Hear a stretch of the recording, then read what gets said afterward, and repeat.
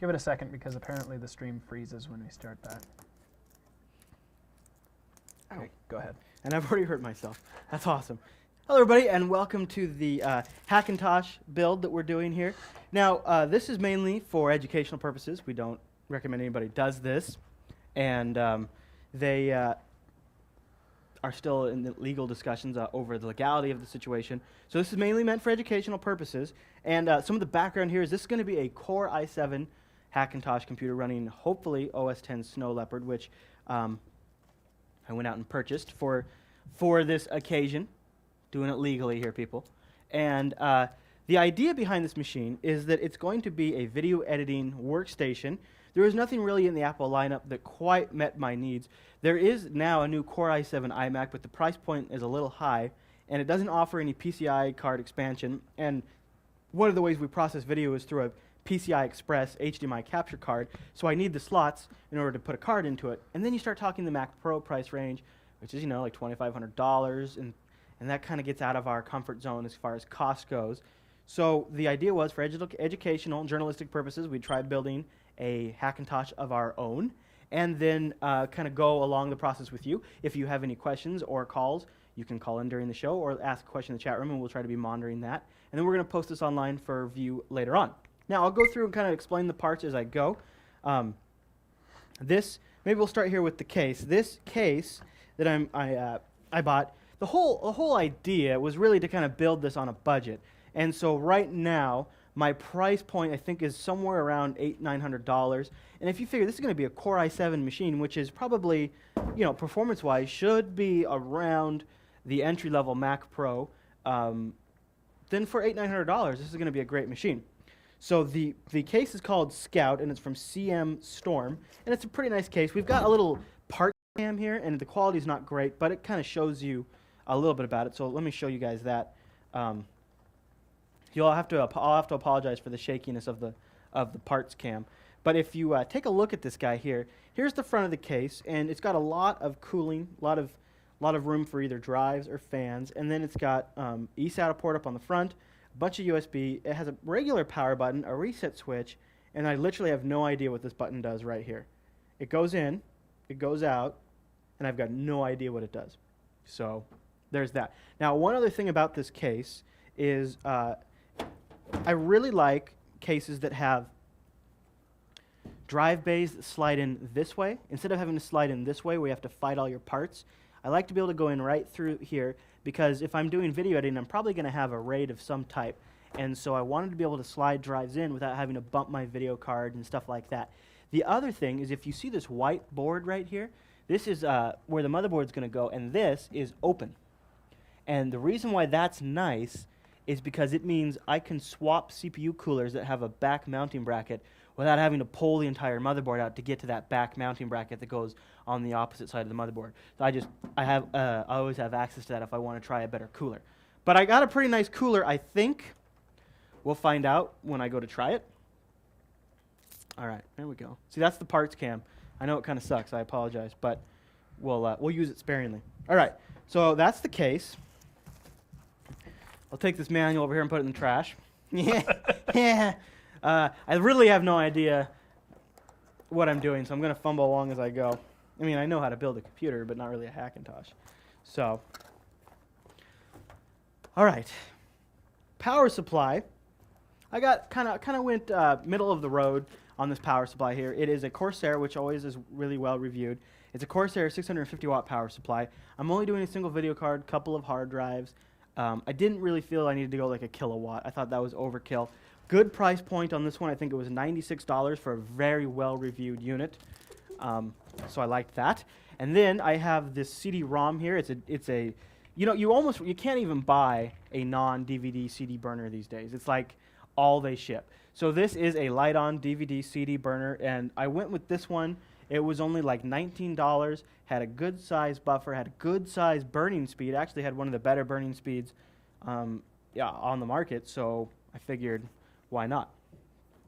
All right, so that is those two parts.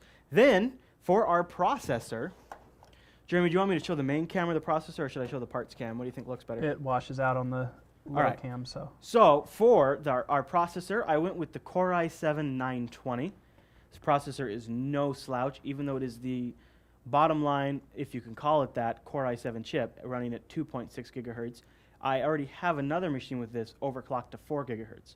So I know you can get a ton of performance out of this. This is a quad core. Each core is capable of hyper-threading, so to the operating system, it looks like you have 8 CPUs, and it actually works really well.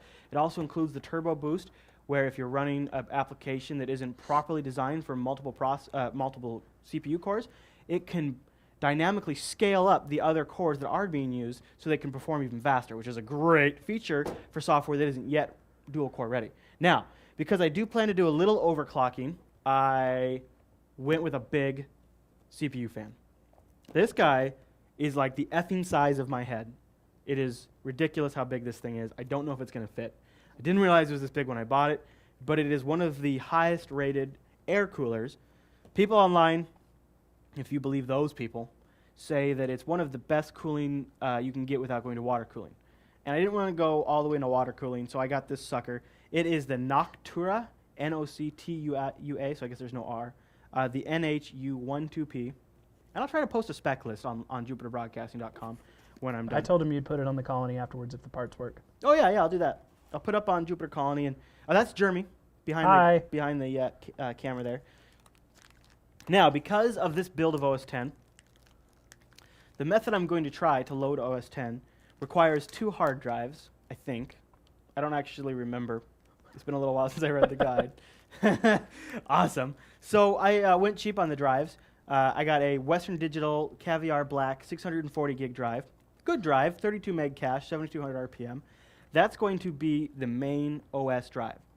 And I plan to insert additional drives down the road for my Scratch and my Capture and things like that. It'll be an array. This guy here is the intermediate drive, I guess you might call it. It's a 320 gigabyte Samsung, and it's a small drive. But so the process I'm going to try, you actually load a version of OS X on this drive, and you install some files on it, and then you load Snow Leopard off of the DVD. So you need 2 drives to do that. So this is going to be the first drive. This is like $55 or something ridiculous on sale, and I don't remember what the price of this one was. All right, so that's our drives. Now, for our video, it is a Radeon 9800 GTX. Now, video is extremely difficult with Hackintoshes, in my understanding. This is the hardest part of building a Hackintosh. The reason why it's a little bit more difficult for this build is because since Final Cut and the motion programs and all of the Final Cut suite requires the Quartz Extreme acceleration in OS X, you've got to have video that you can make work with Quartz Extreme in your Hackintosh, and that would be this guy. Hopefully, at least. And then, you know, I've got a few various parts here on the table that I'll be using to hook up. And then, oh, of course, the motherboard, which is in the other room, actually. But I think I have the box somewhere for it, maybe. No? Don't pull back the curtain. They can't see what's going on behind the curtain. Behind that curtain. Pay no attention to behind the curtain. All right, I'm going to go grab the motherboard. You can talk to the folks. This is going to be fun for you guys at home. I'm not even on the camera. Are there any? Let me know. Ask in the chat room if anybody has any questions so far, because I might have already glossed over something. Okay, but you're going to have to stop talking. All right, you stop talking. You stop talking. Talking. It's my turn to talk. So, chat room. Do you have any questions on what has so far been discussed? What was the video card again? Okay, I'll tell him to show you the video card again when he gets back. How much wood could a woodchuck chop? Chuck. Oh man, now that I'm off mic, I'm going to talk about that asshole Jeremy so much. He can't hear me though, that's the sucky part. I need him to bring me a Kleenex. I have a stuffy nose because it's so freaking cold out here. You could turn the heater on, dude. Oh yeah?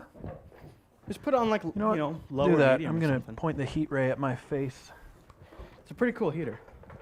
Yeah, you want to show the folks at home our massive heater? It's not nasty. Massive. Oh, yeah. Use the parts cam. The parts cam, all right. It's pretty cool. That's the heat ray dish. Right there. Yeah. It just sends like a beam of heat. Yep. Oh, thanks. All right. I just got a special delivery of Kleenex. So, are we back on this cam here? Yeah. I'll show the motherboard, which is Sorry. Another high-quality production from broadcasting. All right, motherboard. This bad mamma jamma is the Gigabyte X58 UD4P. Now, this obviously has to be a Core i. I don't know if this thing is going to auto-adjust. No, it's too I want dark them to out see here. the. I want them to be able to see the model number there. Try putting it on the parts cam. It washes out, but maybe. Oh, that's good. Yeah, you see that? Okay. Yeah. All right. So the main thing about this is that it has to be kind of compatible with some of the drivers built into OS 10, and it has to be a Core i7 board. It's not a cheap board, but it's also won the Overclockers Award for the most overclockable board, so that's good, right? Right. And then for memory, Oh, hey, somebody asked you to hold up the video card again real quick, okay, if you could. I will. And then for memory here, I have got the Corsair XMS3 12 gig kit. So 12 gigabytes of DDR3 memory. With the Core i7, the 920 generation, the newer Core i7s don't have this requirement, but with the this generation, you have to have your memory in sets of 3. So you'll see I have 6 memory sticks here. They have to go in pairs of 3. So for testing purposes, I'm only going to do the first set of 3 because that's a known configuration. Then there's some difficulties getting all 12 gigs to work. But we'll tackle that as it comes up. All right, so for the video card, yeah, it's socket 1366. Now, for the video card, it is just here, I'll put it on the parts cam. Jeremy, does that work? Does it work? It is a GeForce 9800 GTX, and it is from the Accelerate Gaming folks, accelerategaming.net. You know, can you tip the parts cam down so that it's not looking at that light above you? And I think it'd be good. How's that? Better. And yet not at the same time. That's awesome. Oh, it's that light right there. Yeah, yeah. Can you guys see that? No? Well, we're going to post the specs anyway, so if you're really curious. I'll work on the parts cam because it's all the lighting. It's throwing it off. Yeah. Yeah. Yep. All right. Now, I should have grabbed a beverage while I was grabbing the motherboard. That I can do that. was a tactical error. You want to grab me a beverage, J-Rans? Yeah, I don't have to sit here the whole time. I'm going to apologize about all the crackling noises. You know, that just kind of happens when you're unboxing stuff. LGA 1366. Yep, you got it. DIP 211. You want a Dr. Pepper? I'll take, yeah, Dr. Diet cherry vanilla? What? Give me a do, would you? All right.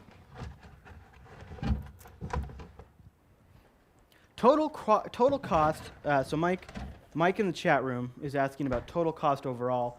So this is a little hard for me to answer just because everything excluding motherboard and memory was about $750, I think, and then the motherboard and memory would probably be another $200.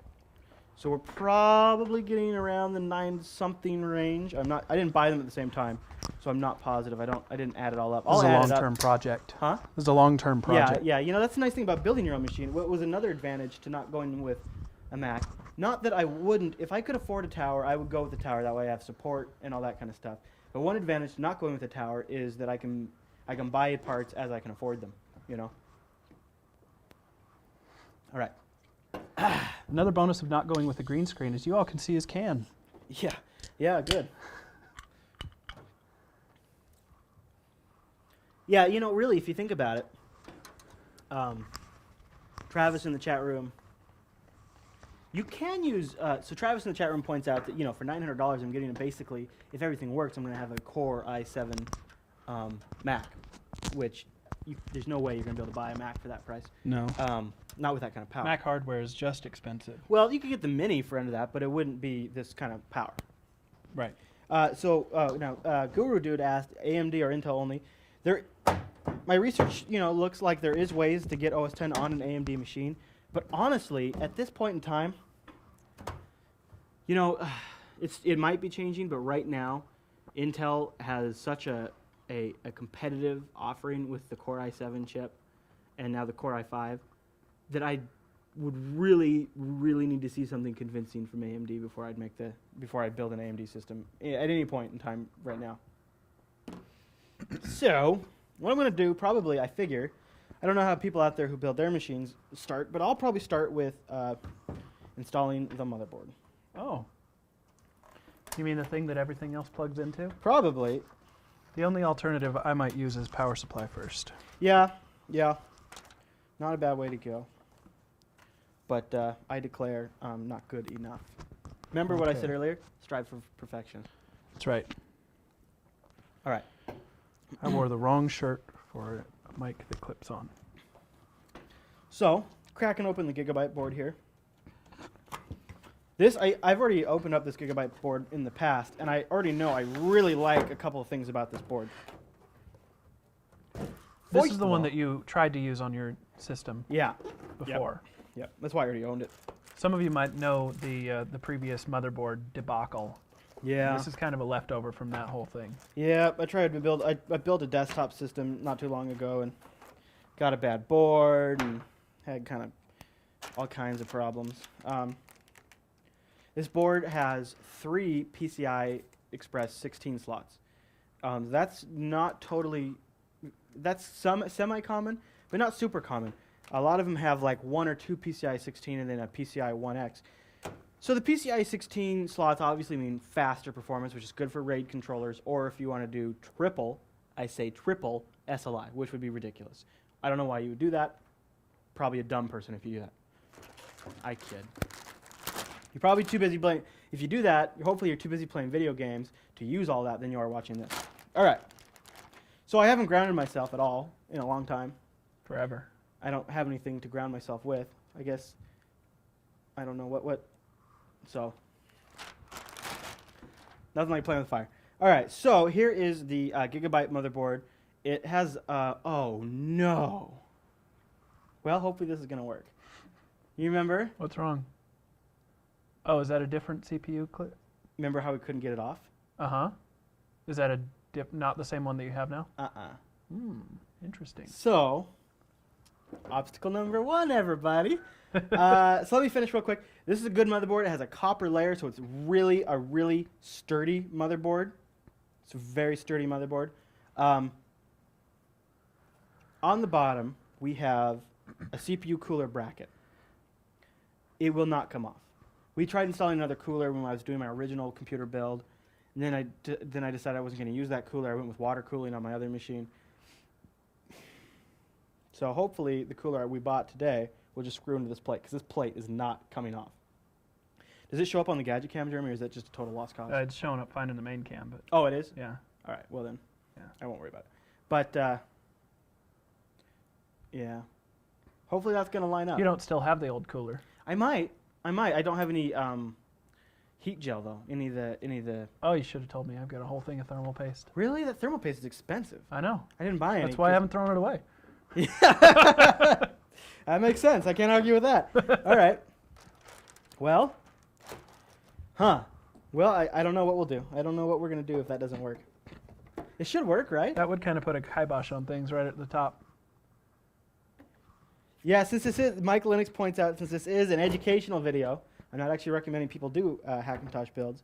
I do recommend an anti-wrist or an anti-static. Wrist strap. Yeah, that thing. That's the one. It goes on your wrist and it gets rid of static. Yeah, so that way you don't fry your very expensive parts. I mean, it's kind of inconvenient to use, but let's be realistic here. A little inconvenience versus frying hundreds of dollars of parts that you just spent. They also, you can get anti-static pads that you just stand on and Oh, we should get that. Yeah, we should. Although I think they're more expensive than wristbands. Now you tell Chris. Look who's holding out on information. So adorable. You could just grab a couple anti-static bags and wrap them around your hands. Well, I've lined my underwear with anti-static bags for other reasons, so I should be okay. Yeah. All right. So one nice thing I'm going to try it again. I know you hate it, but I want to try it one more time. Okay. What are you looking at? How's that look? Hold it still. God. You see here. All right. Here, let me mount it on the side. Let me give you a tour of the case here, everybody. You are now inside the case. How's that look? Does it look okay? Yeah. Can you see the cords here? Yeah. The case comes with an eSATA cable built in to route into one of the eSATA ports for an eSATA connection built on the front of the case. So it makes real nice and easy connectivity. You don't have to worry about like wiring that separately, which is cool. Now, okay, I'm gonna move the camera so everybody hold your lunch for a second. We've got one big 120 millimeter cooling fan here, one big 120 millimeter cooling fan here, and then a 180 millimeter cooling fan on the top. Now, how loud are those? Blow heat out. So reviews on the Newegg said that it's not too loud, but sometimes those people are idiots, so we'll see. This machine's going to live in the garage anyway, though, right? No, No? I don't edit in the garage, dude. Why not? It's so warm and cozy. You know, I'm actually not cold, which is weird. No, and I'm getting I think it's because better. I'm moving around. Now that the heat ray is pointed at me. Mm-hmm. All right. What do we got here? What do you got there? Jet engine. So I've already missed some calls. I apologize about that. I wasn't paying attention. That's how I roll. Yeah, I warned him that was going to happen since you're in charge of Skype. I think it's number 5. I think it's number 6, but Is it? Yeah. You can track it down by... it's number because 5 wasn't muted. All right, so I'm number 5. All right, so do number 6. I just did. And I'm going to call the Skype call testing lady and tell me if you hear her in your monitors. Okay. Yep. Okay. We'll just double check that she can Hello, hear me. Skype welcome to call. Skype call testing service. After the beep, please record a message. For the first time ever, Afterwards, Jupiter your Broadcasting message starring will be a played female. back to you. You're in my shot. Randall. Come on. You know, we should get a lady. Does anybody out there recommend a tech lady? You let us know. In the Seattle area. Maybe I'll take my wife to training and I'll show her how to do it. And Randall. You got Come on. audio back? Yeah. Quiet. though, right? You know, we should get a Oh, it lady. Does sounds anybody great. out there Really? recommend a tech Yeah. lady? Let us know. How's that possible? In the Seattle I don't area. know. Maybe I'll take I don't my have any wife mics to running in the training. machine. That's weird. If you are able to hear I your was own able to voice, hear my own then you voice. have Thank you, configured Tech Skype. Broadcasting lady. V. I can tuck Lancaster. it back. That is funny. I'll undertake surgery. Wow, that's dedication. That really is. That's probably. You guys bring tears to my eyes for many That's probably the reasons. most dedicated viewer we have. If somebody's willing to undergo a sex change. Yeah, we always take guest reviews. What did you have in mind? Jeremy? You're supposed to be reading these, not me. I know. Say their name. 'Cause people it's watching the moving too recorded version quickly. won't know. People watching the recorded version think I'm just totally crazy. Yeah, well, Yeah. just you watch Skype, I'll watch the room. Deal? Well, you'll hear somebody call in. You can yell at me. Oh, okay. Gotta go. Yeah, or does the doop doop doop doop doop? I don't know which one it's set Okay. to. But people can call in if they have, Oh, I'm hearing something. Hackintosh. I think we're Build. getting a call. Oh, we are. Oh, you know, except for I can't hear it. Oh. Oh, he hung up. Oh. I can wear the monitors. I'll put the monitors on if we get a call. Are those down there under there? Are they plugged in? I got mine over here. All right. Brought to you by Sprite. What are you doing right now, Chris? Right now, hey, Jeremy Studio, I watch. Mike's watching the room. Oh, okay. Yeah, but I don't really need to do anything unless I'm watching the chat room. I, right now, am putting in these stupid little mounts for the motherboard that I hate putting in. You know which ones I'm talking about? Those little I do. copper things that... I hate them so much. They're like screws, but they're not as good as screws. So this Scout is made by Cooler Master, this case. And Cooler Master, I don't know. I don't know what other people out there think, but I usually think Cooler Master does some pretty good stuff. Pretty good. You know, I've actually heard only bad things about Cooler Masters. Are you so- kidding? Really? No. Usually they make cheap plastic cases. That sounds pretty good This to S me. is metal, dude. This Yeah. S is metal. I got this case. One of the reasons I got this case is because it has handles, like the real Mac Pro. The real Mac Pro has handles. So this is a Mac Am Pro Am. This is a Mac Amateur. little naming convention joke there, Jeremy. So one problem is with this case, after the nice things I just said about Cooler Master, is that Yeah, but not me. huh? I didn't say any nice things. The it's a tight fit. Yeah. Yeah, it's a really tight fit because the fan. Sure, I'll show you. This is actually gonna be a real pain in the butt. This is gonna be a really big pain in the butt. All right, parts cam time. I'm doing the picture-in-a-picture one. Fan. Meet RAM clips. Oh, nice. Isn't that nice? Yeah. Look at that working room I got there. Look at the room I got to put the fan power in. Isn't that a pita? It's a total pita. That's going to be fun. Yeah. Maybe we have to get rid of that fan. Dude, it's my heat fan. Oh, I bet that fan's going to be in the way of the CPU cooler, too. Excellent. Well, I think that fan's going to have to go. Dude, it's my heat. The heat rises, dude. Jeremy, heat rises. I was there for physics class. Jeremy. Wait, was that physics? Jeremy, heat rises. Or was that chemistry? You know what sucks about taking out that fan is all the stuff's routed, too. Oh. Yeah, I'm going to put Is the... it possible? I'm going to put... I agree with what's his face? And DLP? Yeah, he's telling me to put the CPU on first. I'm going to do that. Yeah. What I'm doing, I'm actually not installing the motherboard just yet. I am just making sure I have all the little screw mounts lined up. Question in the chat room from one of our random viewers just asked why we're not doing the green screen. For you guys that were late, we're routing the video a little differently and having some issues getting a good chroma key. Yeah, we wanted to do it, but it's not working out. it's not. It worked. It just didn't look very good, and I figured no chroma key was better than Bad chroma key. yeah. Really, I mean, this is better. We didn't want to look like, you know, cheap little Amateurs. weather station kind of thing. Yeah, with fuzzy edges and stuff. I mean, we wanted to, but it wasn't in the cards. Right. That's your answer. You have welcome. What are you doing, Chris? I think that's good enough lined up wise. So now I'm going to install the CPU. We're getting a call. Oh, all right. Hey, Jay's calling back. Put on your monitors. All right. You are live with Jupiter Broadcasting. Hey, Jay. Hey, what's going on, guys? How's it going? Hey, I got a quick question for you. Sure, shoot. Good. What type, or do you have the EFI chip? Oh, I do have the EFI chip. I'm not actually going to be using it for this build. So for those of you out there, you might have caught the Computer Action Show segment I did on it.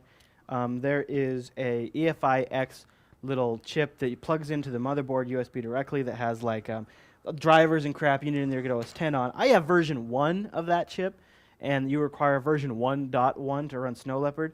And it's kind of a scam because they could just easily update the firmware on the 1.0 version. So I found a few guides that say I can install this without the EFI-X chip, so I'm going to try that. But, you know, it would be nice because, I mean, the way they kind of sell the EFI-X chip to me is it kind of sounds like it's a slam dunk. Like, you literally stick the OS 10 disk in and you're done. So I'd really rather go that route, but, yeah. No Snow Leopard support. What was your other question? Was that it? Is he still on? Yeah? Did you have another question? You pretty much answered it. Oh, okay. What about the media center build that you had? Remind me of which one. The sandbox, the 8. Oh, right. Yeah. The So that hard drive. Right. So the storage for the here I'll show you if you see if you look behind the curtain back there. Oh, does that show up in the camera? Yeah. You can see the hardware back there. Yep. Voila. All right. So it's back there running off of what was my machine, my NAS, which is now actually in my office right now for repair. But it works really well. Speed's good, and right now I have 4 terabytes in that sucker, I think. So, yeah. And then I've been using it. What type of upload and download speed do you have? I have Verizon Fios, so here I have 25 megabits down and then 25 megabits up. That's fast. Which is probably the only way we're able to do this streaming and then take Skype calls and so on and so forth. Because we're live streaming this at a pretty high bit rate. Yeah. Yeah, I'm watching it now. Cool. Well, so have you built a Hackintosh, or are you curious? Any tips if you have? I'm curious about building when I want to buy the EFI chip. Yeah. The other reason why I didn't go the EFI-X route is because I think they have another version coming out soon. They have EFI-X2, which I felt like I already kind of got screwed by the EFI-X version 1, and I figured if I was going to buy it, I should buy version 2. So I didn't go for the purchase. But if you're thinking about it, it seems like it makes it easier. So you might as well wait for the version 2 to come out, which is supposed to be somehow a lot fancier, which I don't actually know how, but it's supposed to be pretty nice. So, all right, man. Well, thanks for calling in. Hang on. Okay. All right, I'll talk to you later. Click. problem. Good Yeah, call. thanks. Thank you, Good sir. Hung up. Anybody else wants to call in, they can. I'm going to take off the monitors. I just blew my nose in the mic. That's awesome. You know, you can mute yourself. No, over I there. can't. Remember, it fuzz. Here, let me just give you. No, I don't want to No, deafen everyone. No, you mean you can mute that. Oh yeah, what number am I on? You're on the farthest one that's not muted. So 7, I think, or 8. Way to answer my question. I think you're on 7 or I 8. asked for a number and you gave me a location. I don't do numbers. Yeah? I'm not a numbers guy. All right. CPU is in. Da, da, da, da. Step 1. Step 1. Put Oh. the CPU in the box. Is there a question about stability? What's that question there? Is it a stable, usable alternative to real Macs, or is it pretty much just a fun experiment? That's a really good question. It is stable depending on what you're comfortable with as far as skipping updates. I know there's a lot of people out there that have Hackintoshes that update frequently, and then sometimes they have to fight with getting like sleep to work right or something like that. If you build the Hackintosh and you get everything working, which takes extra work than a Mac, by like, because, you know, really kind of a Mac takes almost no work. So a Hackintosh, even if it takes any work, is significantly more work.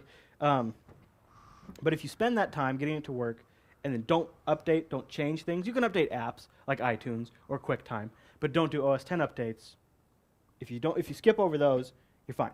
You're good. You're golden. And you know, I've got. And even then, sometimes if you update something that is that relies on something else, right. so you have to make sure that any updates that you do that are co-proprietary or Yeah. anything like that, you have to do them all at the same time and make sure that they cooperate with each other. So I'm going to see if this cooler fits in with this back plate that I already have on this motherboard. Because if it doesn't, I might have to come up with a different game here. Yep. So I'm going to make sure that works before I install the motherboard in. That's a big box. Isn't this crazy? That's just the cooler? Just the cooler. Good Lord. Remember when CPU fans used to be like 10 cents? Geez, remember when like I had a 386? It didn't even have a cooler on it. Yeah. It just had, I think maybe it had a passive heatsink. All right, Yeah. so this is the cooler. All right, that's not as bad. I don't know what this Oh, it's got junk in the two trunk, box. So this, yeah. This must be that back bracket that I'm not going to use. Well, you know what would be easy is look at the back bracket. Oh yeah. The brack. Brack. See if they're at all similar. Okay. Man.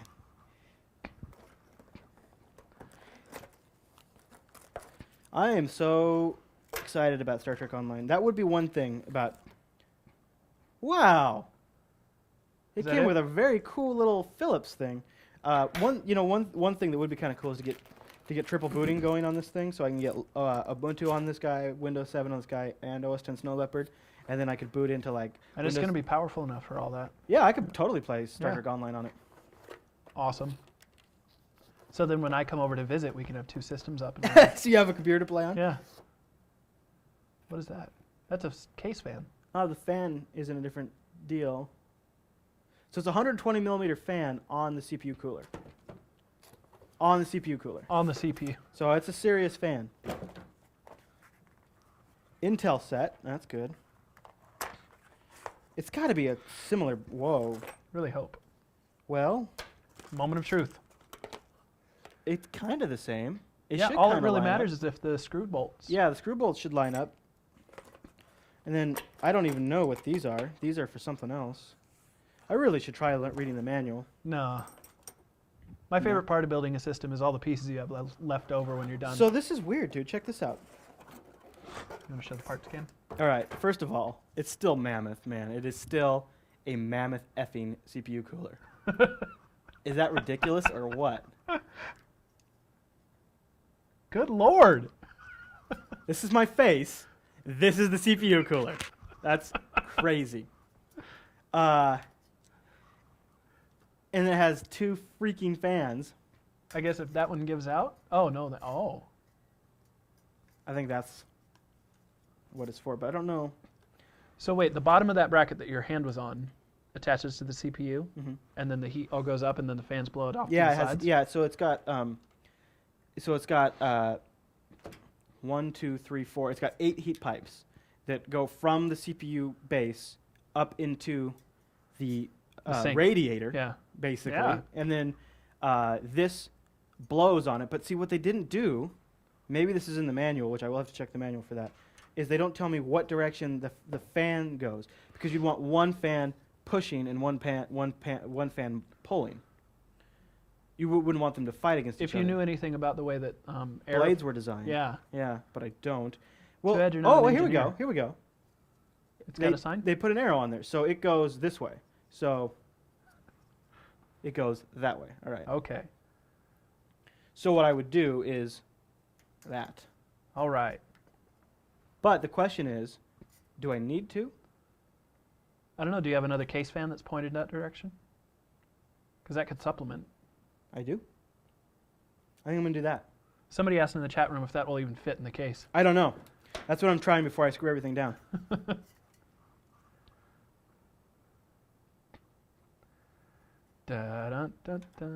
We should put on some background music. I'll show the Gadget Can for this one.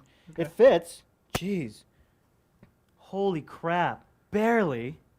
All right, I'm going to grab the Gadget Cam and show you guys this.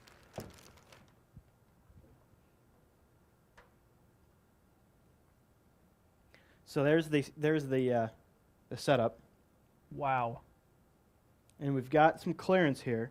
So I could technically install that other fan, but I think I'm just going to let that fan do The that. case fan. Take Mhm. care of it, yeah. But look at this.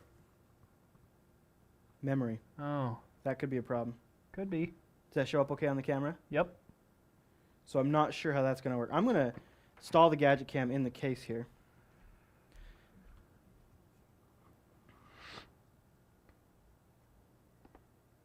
I think it makes some weird noises, that dish. All right, so This now I'm one? going to... Do you see the RAM slots in the Gadget Cam? Um, I'm going to install the RAM first. tilt it down just a little bit more. I don't know if it will. Yeah, and I'm going to keep it picture in a picture for this.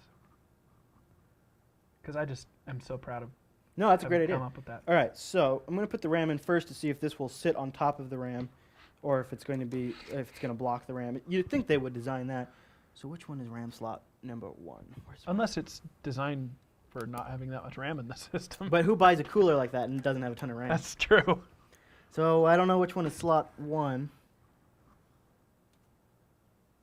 Isn't it usually the one nearest the power supply? And the one nearest the CPU, I think. But I wanted to be totally sure so that way I don't run into problems. Yep. Let's see.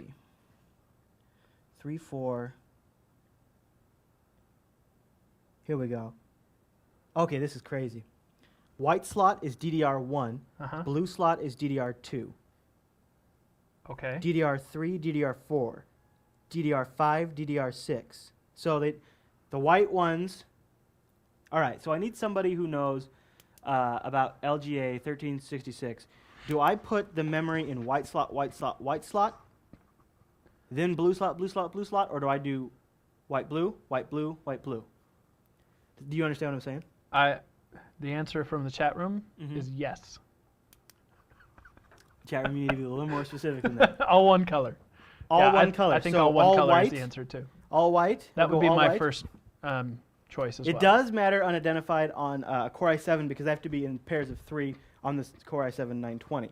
So I don't want to... And you were only going to put one set of 3 in first, so we'll First, just yeah. fill the white slots. Right. No, yes. So I fill the white slots, right? Mm-hmm. 6 slots, put it all in. I would do that, JB Viewer, but I've actually tried it before on this motherboard, and it doesn't work out of the box with all slots filled because it's 12 gigs of memory, and it's PC 1600, and PC 1600 only works up to 3 slots filled until you make some modifications in the BIOS to clock the board up to the right speed. So it won't boot with all 6 in there. That was a difficult thing that I learned earlier. All right, so the consensus from the chat room is white slots first. One color at a time, yes. Now the motherboard isn't screwed down or anything like that just yet because I want to make sure that everything's going to fit before I go that far. Right. So now this installation is a great point to point out where this extra layer of copper in this Gigabyte motherboard really gives it some sturdy. Now the board gives a little bit, but not that much. I mean, it's really pretty sturdy. And as I'm Yeah, especially with putting in white, RAM. This Yeah. is one of the parts that I always feel the most you feel like you're, am I going to nervous crack the about. motherboard? Right. Yeah. No, this is it gives just a tiny bit, but not like you're like I know. But you're not exactly hearing what that little bit of I'm talking about. when you Right, put that it in. little a little bit of silicone Right. crack. Yeah. It's kind of scary. Makes you sweat. All right. Oh, yeah. Smarter than the packaging. That's the saying that my dad used to always say, you gotta be smarter than the thing. Mine too. Yeah. Aw, dads. Our dads. All right. Okay, so I did all white, right? All white? All white is all That's right. right. All white is right. I didn't say it. You guys did. All right, now, does the CPU cooler fit? Oh, sweet. Oh, sweet. Where's the thing? We've got clearance. Does that show up in the Gadget Cam, Rance? Yeah. Look at that. Yeah, we've got clearance for a white slot. How would the blue do, though? You know, move that chip Oh, over right. just to check No, I think clearance. it's going to be good. It's going to be good. I think you should check the clearance just to be sure. Just move that one chip over for a But it second. does raise a problem. What? Well, I was going to boot it with all white.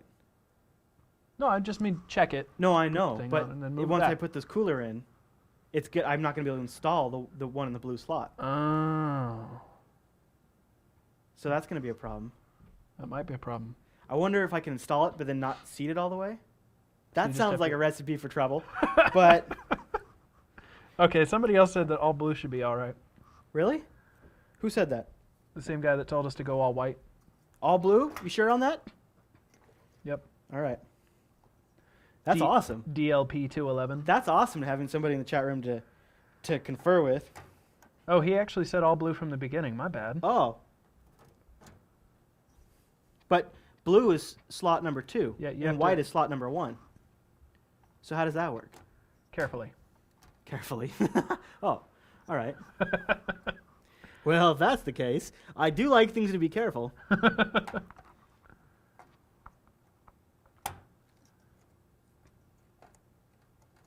Yeah, did it look like I could probably fit the white one in with the cooler on, right? Yeah, Didn't it look like I it? think so. I'll double check, but Somebody has asked in the chat room, why not water cooling? Oh, and we're getting a call. So we'll answer you in a minute, Ringmaster. We'll get the call first. it's King. I Put think your- Stan is his nickname. I forgot what our nickname was for him. Put your head on, Stan. I'm not I mean, Stan. Chris. What's going on, Stan?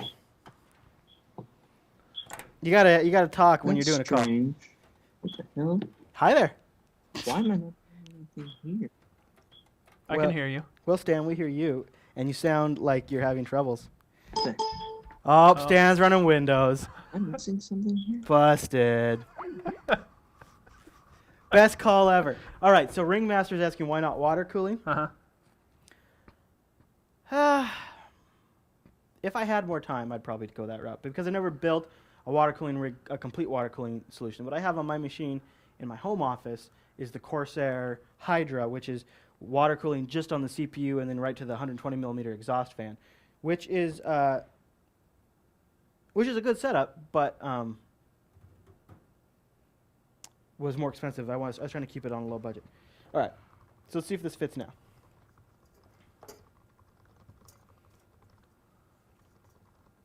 Yeah, actually, I think the cooler's supposed to go this way, not this way. See, I was putting it in this way, but I Yep. think the cooler's actually supposed to go like this. Oh, well, that leaves more room. We're getting a call. Is it Stan again? I don't don't see know. him. You hear it though? I heard the ring. Hmm. Is it gone? Yeah. All right. Stan must be having problems. All right, so yeah, that gives me a lot more room, which is good. But it brings up another problem. See what I liked? Okay, so here's what I'm looking at right now, you guys. Uh-huh. So you see, here's the case fan in the way the fan. I think it's the way it's supposed to go. The CPU cooler. Yeah. I had it in like this. But I like that because it makes this fan act as part of the CPU cooler. But Isn't that's there just- another fan right on the back there, though? It's a little bit of more of a distance. Yeah.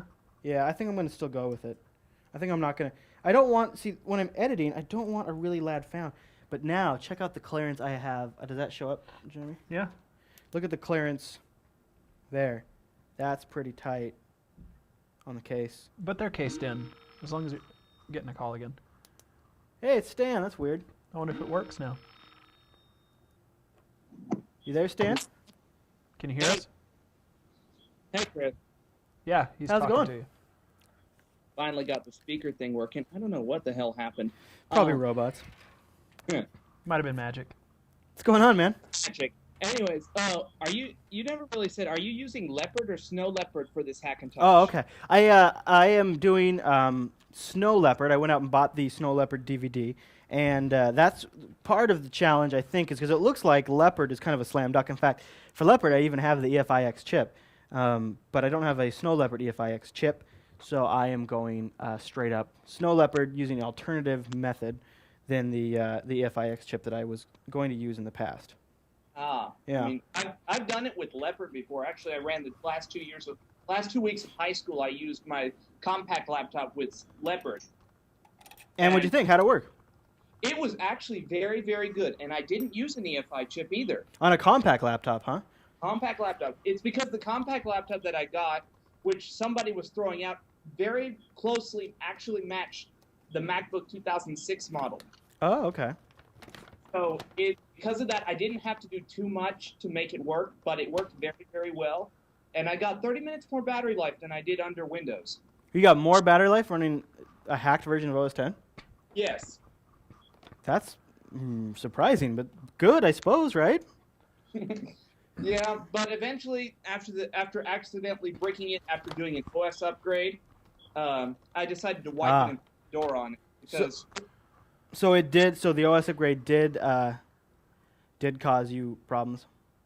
A big note of advice: no matter what Hackintosh you're doing, no matter how you're doing it, never, ever, ever do automated OS upgrades. All right, there you have it.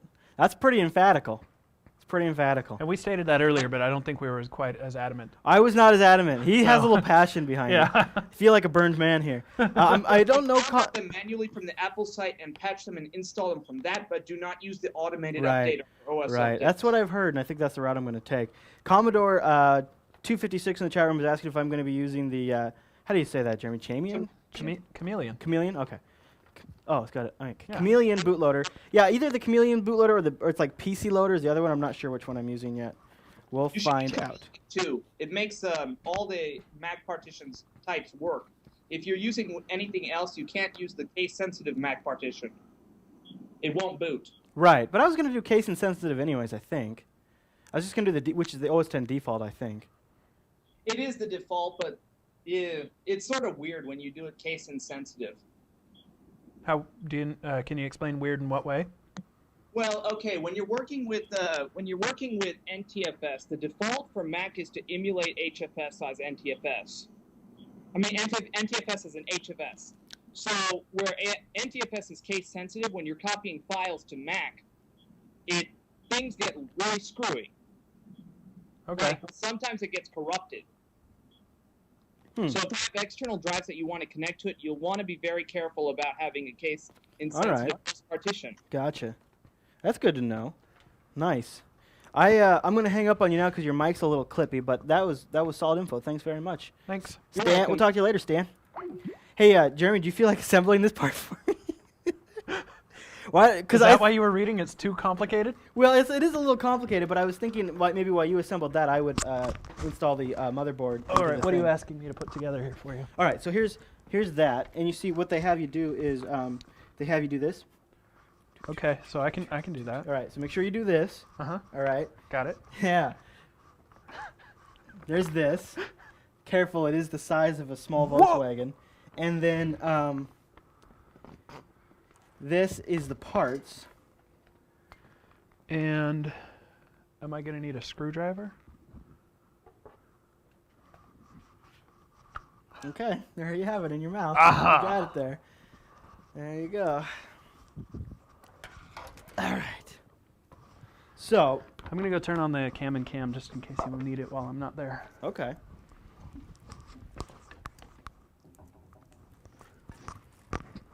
No, that's good advice. So Stan says, don't go case insensitive, which I was leaning towards because I thought I'd wanted to go as close to a stock Mac build as possible. You know, I wouldn't want to do, I don't know. Because you would think you want to do something that's going to be the most close to what an Apple system would be like, right? Wouldn't you think that? I would think that. Yeah. So his main point was that if you do that, things go wrong. And I don't want things to go wrong, I'll be honest with you. Things going wrong sounds bad. Yeah, we don't want things to go wrong. Chris, what am I building? So you're attaching the mounting brackets to the thing. to the CPU cooler. Oh, the thing. Yeah. You know, this confused me. There's a piece of plastic on here. That's the protective plastic. Well, you almost made it to the trash can from across the room. That's not bad. All right. You don't need that fan. You have a big transparent fan. In that. Yeah, that's what I was thinking, Mike. I think I'm going to skip the second fan. I'm going to use the fan that it comes with, just because I'm going to overclock a little bit. I ran JASOS Tiger on my gateway. So Commodore 256 says he ran Tiger on his gateway. You know, Tiger, though. What is with the cat names? I don't know. I think Apple wanted to go the most adorable names possible. I don't know what it is. Yeah. Not like, but those aren't adorable cats, so that's not what it is. Snow Leopard's a little manly. Just a little. It's think like Snow Leopard's adorable and manly? manly at the same time. I don't know. I think snow makes it less manly, because a leopard, That's true. Like, no, a leopard's not, the whole thing's not manly. no, okay. But you know what? Women can use Macs too, I guess.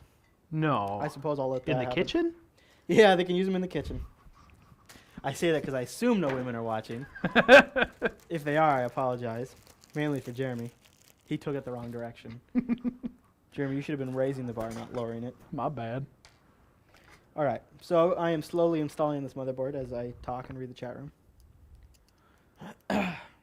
Step 1. I would much rather Apple just release their software for non-OS 10 machines, to be honest with you. Because it's...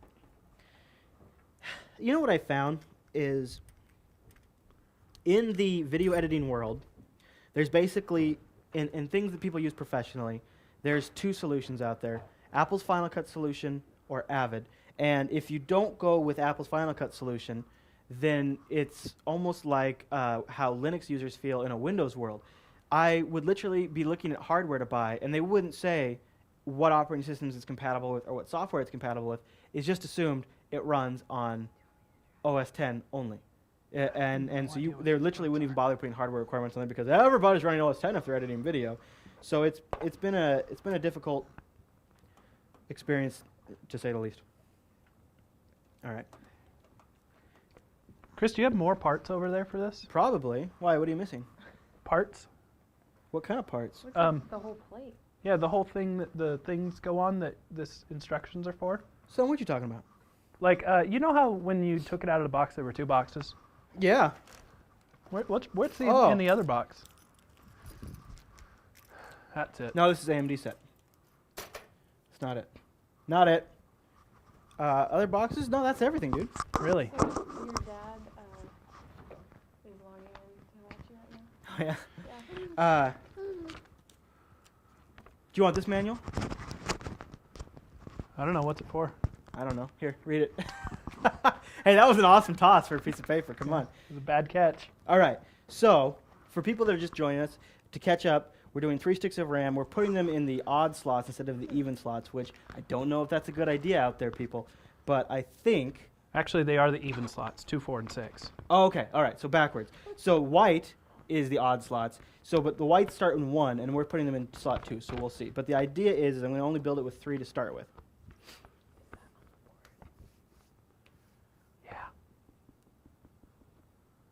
Do I have any opinion on the Tourette's guy? What did he say? I don't know. I don't know, peeps. Odd first, then even, typically. Really? Maybe in All the right. shot. He's probably too dark. You can bring him in the shot if you want. You want me to take him? We're not doing anything important. All right, Dylan, you want to help build a computer? Oh, yeah. There we go. What do you think? What do you think? Huh? Yeah? That adorable offspring is from Chris's loins. You believe it? What? That is a slimy hand inside that computer case. He's got a grip on that thing. You got a grip that just won't quit. All right, here you go. I gotta keep building. So, oh man, he totally slimed it. I think he can hear you, Ray. All right. Yeah, Dylan's baby's first computer. So, Jeremy's assembling the CPU cooler. I have mount. no idea what I'm doing. I'm just following instructions. That's all right. Something just rolled off the table. Sweet. Well, was it anything important? I'm not sure yet. I'll find out in a minute when I'm missing one.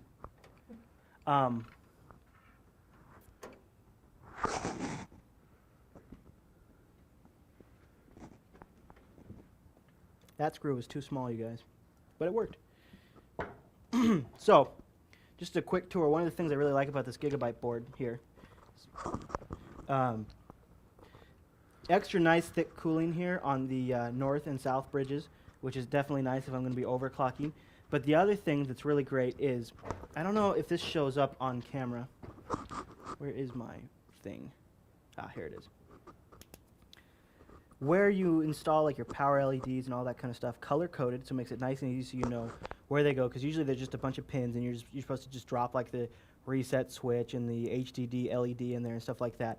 But now check this out: 2 motherboard USB ports right here that go to a big plex of USB ports. So you get lots of ports. So these two right here plug into a lot of ports. So you have 2 separate channels for USB. And then this one next to the USB is FireWire built in, and then another FireWire. 2 effing FireWires built into the motherboard. That's right, 2 for the price of 1. And there's Jeremy on the floor over there. The piece I dropped is important. Well, is it important? What did you drop? A thing that holds things up. Yeah. See, if you want something done right, you give it to Jeremy. Okay. I can't find it. Oh man, there's dog hair on the motherboard. How did that happen? I blame Dylan. There's no dogs out here. I found it. You found it? Good job, buddy. All right. Okay, but this thing that you asked me to assemble Yeah. goes on the back of the motherboard.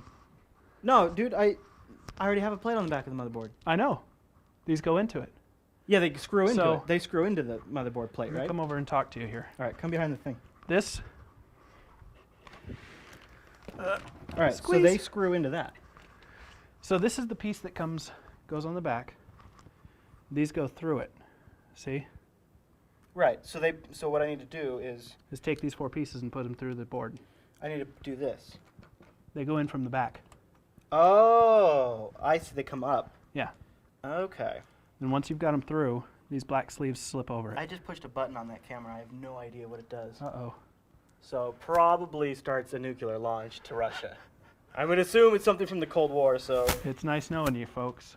All right, so... Actually, I think that activates the button on the front of this case. Yeah, that launches the nuclear war. All right, well, I'll finish installing the case and So I'll these flip go over. through the But back. isn't there... Okay, and then those plates go over this? The curvy plates. Yeah, go over this. Yeah, and then the All thing right, here, mounts hold on the that curvy for, plates. hold on to that for a sec, and you don't have to run away. I mean, you're not going to get bit. Well, I don't want to be in your shot. You know what? I'll share the shot with you. It's okay. This is not my show. But look what a good job you're doing. I know. All right. I read finish- instructions. Let me finish screwing off here so that way... Sorry, chat room, if I've been a little neglectful. I'm not watching you. And neither of us are listening for Skype calls. Oh, yeah.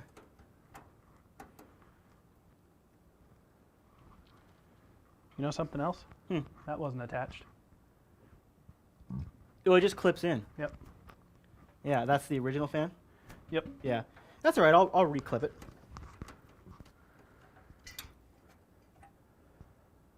Doop-a-doop-doop-doop-doop. Doo-doo-doo-doo. So, Jeremy, can you look at the No. Wirecast there? Is the Gadget Cam showing Yep. the center of the motherboard? Like behind my screwdriver right now? Got one? Uh, I want to talk about the heat pointed sink right first. at the clear plastic fan. Oh, really? So you Kinda- probably want to tip it down some. There you go. All right. So what I wanted to kind of point out here, you check this out. Do you see this? Yeah. This is a heat pipe, and they have it running from each component, and then they bring it to these bigger components, which are raised and radiated for the airflow of the case to cool them off. So the south bridge is through a heat pipe gone to the north bridge, or this is either the north bridge or the controller, which has a larger heatsink on it for cooling, and then goes to this guy over here, which is right behind the 120 millimeter case fan, which obviously is going to be the best cooling out of all of this because of its large size, which is really kind of a neat design. And a lot of other Intel X58 chipset motherboards have that because these Core i7 chips run hot. But the one nice thing about this guy is the slightly larger heatsink on the chipset means that I can push the motherboard a little farther in overclocking than I would be able to on like a stock Intel reference design. Now, Chris, is that a magnetized screwdriver there? It is magnetized, not intentionally, just like, just kind of happened over time. Back in my day, Jeremy, I used to use a screwdriver that literally had a magnet tip on it, and when you could take off the bit, and then it had an extendable magnet, and you could go into the case and get the screw that you dropped. So I'm not afraid of magnets so much. Now, I get a little nervous when I'm working around the hard drive with it, but for the most part, I've never had a problem. You're over it. Yeah, same with the static electricity. I have probably lost a part at some point. Maybe I shave a year off something, I don't know. But magnets are good for the life of things. You know what? Magnets improve circulation, I'm told. So how could they not help computer parts, I figure. If it's water cooled, right. definitely. Right. My case needs a good water cooling magnetized circulation. Yeah. Oh, I keep dropping parts. I mean, it's not like it's magnetized with kryptonite. You know, I mean, that would be ridiculous. All right, so we're going to put this last screw in, if I can get in your home. There we go.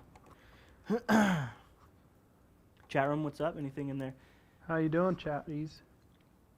I mentioned earlier, too, that this motherboard received Overclocker Award of some type. Yeah, somebody just said it's an overclock beast. Yeah, it is. I have an Asus P6T in my home office, and I was able to get a 2.6 core i7 up to 4 gigahertz. So think about that. I paid for 2.6 gigahertz, but oh no, I got so much more. I got That's a lot. yeah, it runs a little warm, but and it runs a little loud. it also runs a lot louder than I'd like.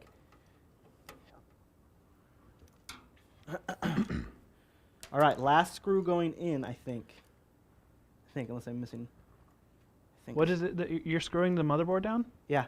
No, you have to get these things up from the Yeah, bottom. but this case has an opening in the back of it. Oh. That's one of the reasons I got this case, and I'll show that to the.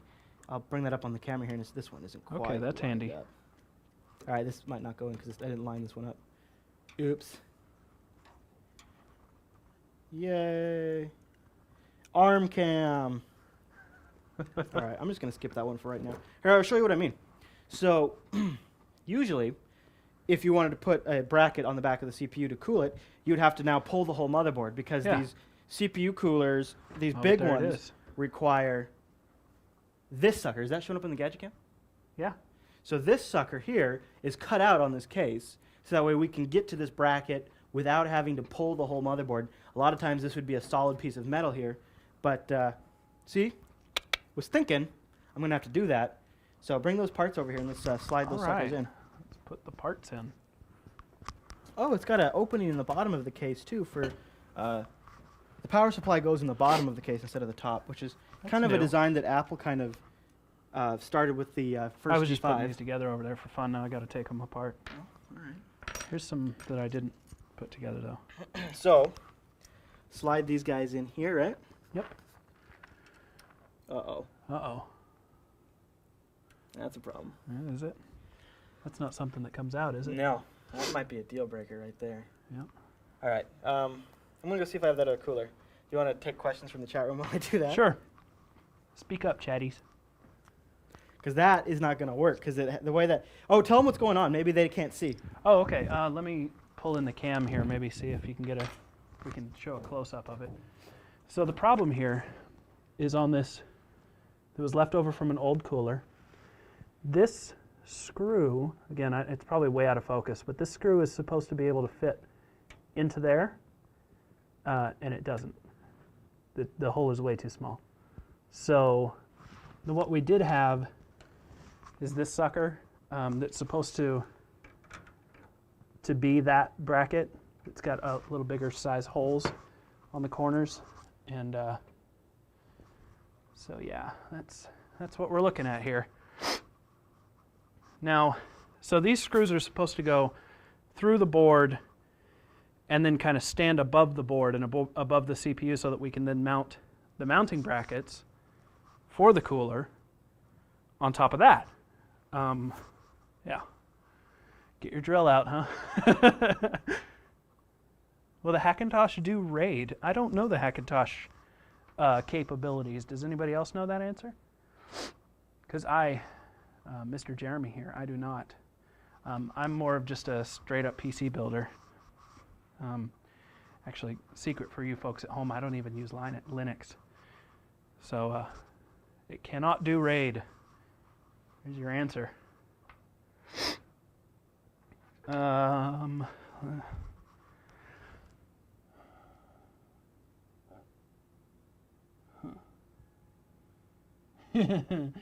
Chris put screws right through the mounting holes.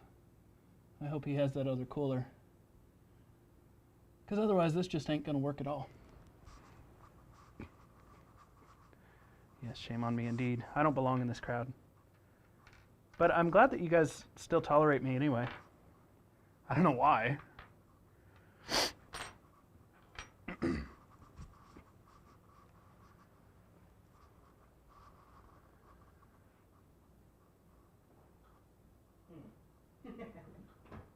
What instructions are we using? This is actually just a whole list of information that we've picked up and gleaned off the interwebs and elsewhere.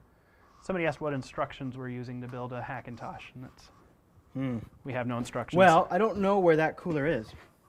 Let me show you what you've done here, though. What have I done?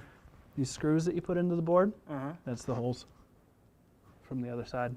Oh. I mounted the, Yeah. those weren't motherboard mounting screws. Nope. Yeah. So I do have the stock cooler. Well, we here's just used. another idea, though. I just noticed this. Those holes are the right size. I think we can go from the top of the board. Now what? Check that out. It's hard to explain exactly what I'm doing, but I'm fixing it. What are you saying? Now, how would that work? Oh, you're just saying run it through. Oh, well, now, well, maybe. The other problem might be that it might hit the, there might not be enough clearance on the Yeah, bottom. and actually that flat is supposed to be the underside. Yeah. Maybe that won't work. I thought I was a genius. Well, so it might, though. It could work. It just depends if there's enough clearance on there. I mean, really, I probably Where's the have. other piece? There's the curvy pieces. I probably have that cooler somewhere. I wouldn't have thrown it out. I just don't know where I would have stuck it because I didn't really intend on using it again. Right. So I can use the stock cooler for tonight and just not overclock. Oh, I didn't even know you had that. Yeah, the CPU comes with one. What am I breaking my head over this for? So I think I'm just gonna use the stock cooler, Problem solved. and then I'll use the stock cooler tonight. Worry about overclocking later, and I'll either figure out I'll either find my original cooler, which is wicked cool. It might be too big. 'Cause remember, it was even bigger than this one. Yeah, I do remember it. It was a beast. Yeah. So All right, well, that was a fun little field trip. the nice thing about the Intel cooler is because it's not so big, Uh-huh. it just pops right into place. It's snap in. Pop. It just cools so much less than these aftermarket. It's I spent some time doing the. Oh, I keep hitting that button. I don't know if I'm launching something crazy over there. fine. I spent the time and I did the research on Intel stock cooler versus aftermarket cooling, and it is definitely worth the extra effort. If you're going to upgrade, or if you're going to overclock, or if you're just maybe want to get a little extra life out of your machine, I'll be doing a lot of video encoding, so I'm going to be running the processor at max for long periods of time. Things like that, then it's worth going aftermarket. But in this, I'm just installing the operating system. I'm not going to do overclocking. I figure I'm safe using stock cooling for now. Plus, one advantage stock cooling has from Intel is it's definitely cheaper. Quieter. It is cheaper too because it's free, but it's quieter.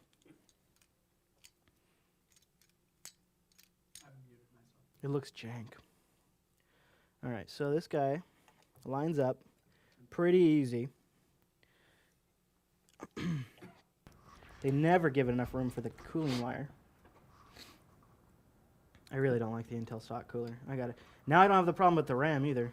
There is some advantages with going with the stock cooler, because before we were worried about. But there's obvious disadvantages as well. Yeah, it's going to be a temporary thing. Yeah. I won't stand for it. No, sir. So we got a question in the chat room that says, "Hey boy, can my grandson's slime be used as a heat sink paste?" Yeah, I think probably so. It's still wet where you. That is a good. You know what? That stuff goes for a pretty penny.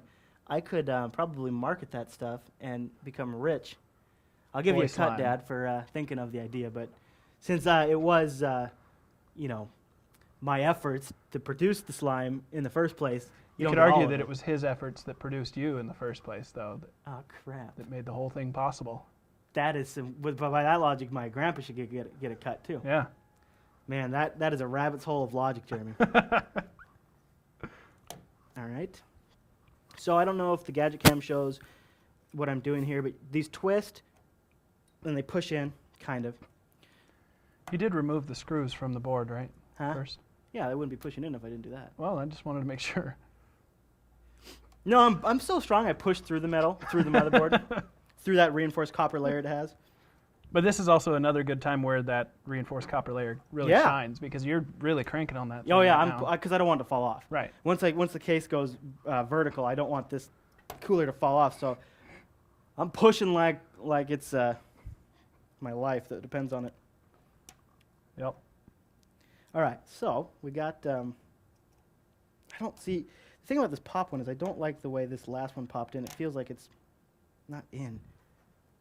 It's Well, not in. 3 out of 4 ain't bad. Yeah, 3. That's true. Yeah. If I'm so we've playing the got- odds here.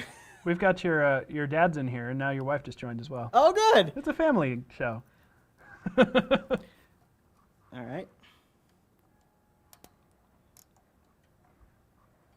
That one's not going in very well. She just said she should get a cut of the Oh, great, great. voice line. Well, I thermal got that's paste. hard to argue, huh? Everybody's trying to get in my pocket, huh? You make a couple of bucks, everybody's trying to get in your pocket. That's it. The whole thing's off. Why won't this last one go in? There we go. That sounded like it went in. But yeah, I really had to push on that sucker. Mhm. And again, the copper layer, you know? Yeah, I can't guarantee a normal motherboard will hold up to that. Well, and I'm really strong. Yeah. that's- Unusually there's that. strong. Like I can lift like a Volkswagen Bug. It's weird. So, that's one thing to consider. All right. Now we got processor in. Does anybody want to take votes on the next part I throw in? Yeah, I know, Mike. You're supposed to put the cooler on before you put the thing in. But because I already had that back plate on there, I wasn't going to put it in that order. You know. I All think right. power supply next. Power supply? All right, I'll do that. I'm down with that. All right. The so let RAM's me- already in. Huh? The RAM's already in. Yeah, I already put the RAM in because when we were going to put the cooler in. Yeah, we thought we wouldn't have clearance. So you see where the power supply goes with the Gadget Cam? Does that look okay? Yeah, it looks great. Right there. Right there. You see That that? Gadget Cam is a genius move right there. Yeah? You think so? No, Oh. it's pretty smart though. You kind of had me pumped up for a second. You know, I thought, oh, Jeremy's giving me an attaboy. And then he takes it. Now, you've got to have heard good things about... Were you the one saying you heard bad things about Corsair power supplies? No. All right, because Oh, Corsair no. power supplies are considered to be pretty good, I Yeah. think. I think. I used to be big into PC power and cooling. Have you ever heard of them? No. This is one of the dumb things Corsair does. You know what, guys? Okay, Corsair, I don't know if you're watching. I'm sure you are. Everybody else is. You don't need to ship the power supply in its own cloth carrying case. What is that? Velour? Is that like? Oh, it's nylon. It's nylon. It's a nylon cloth carrying case for my power supply. You know what? Don't need that. So go ahead and save yourself the 50 cents and drop the price of the power supply because a little unneeded.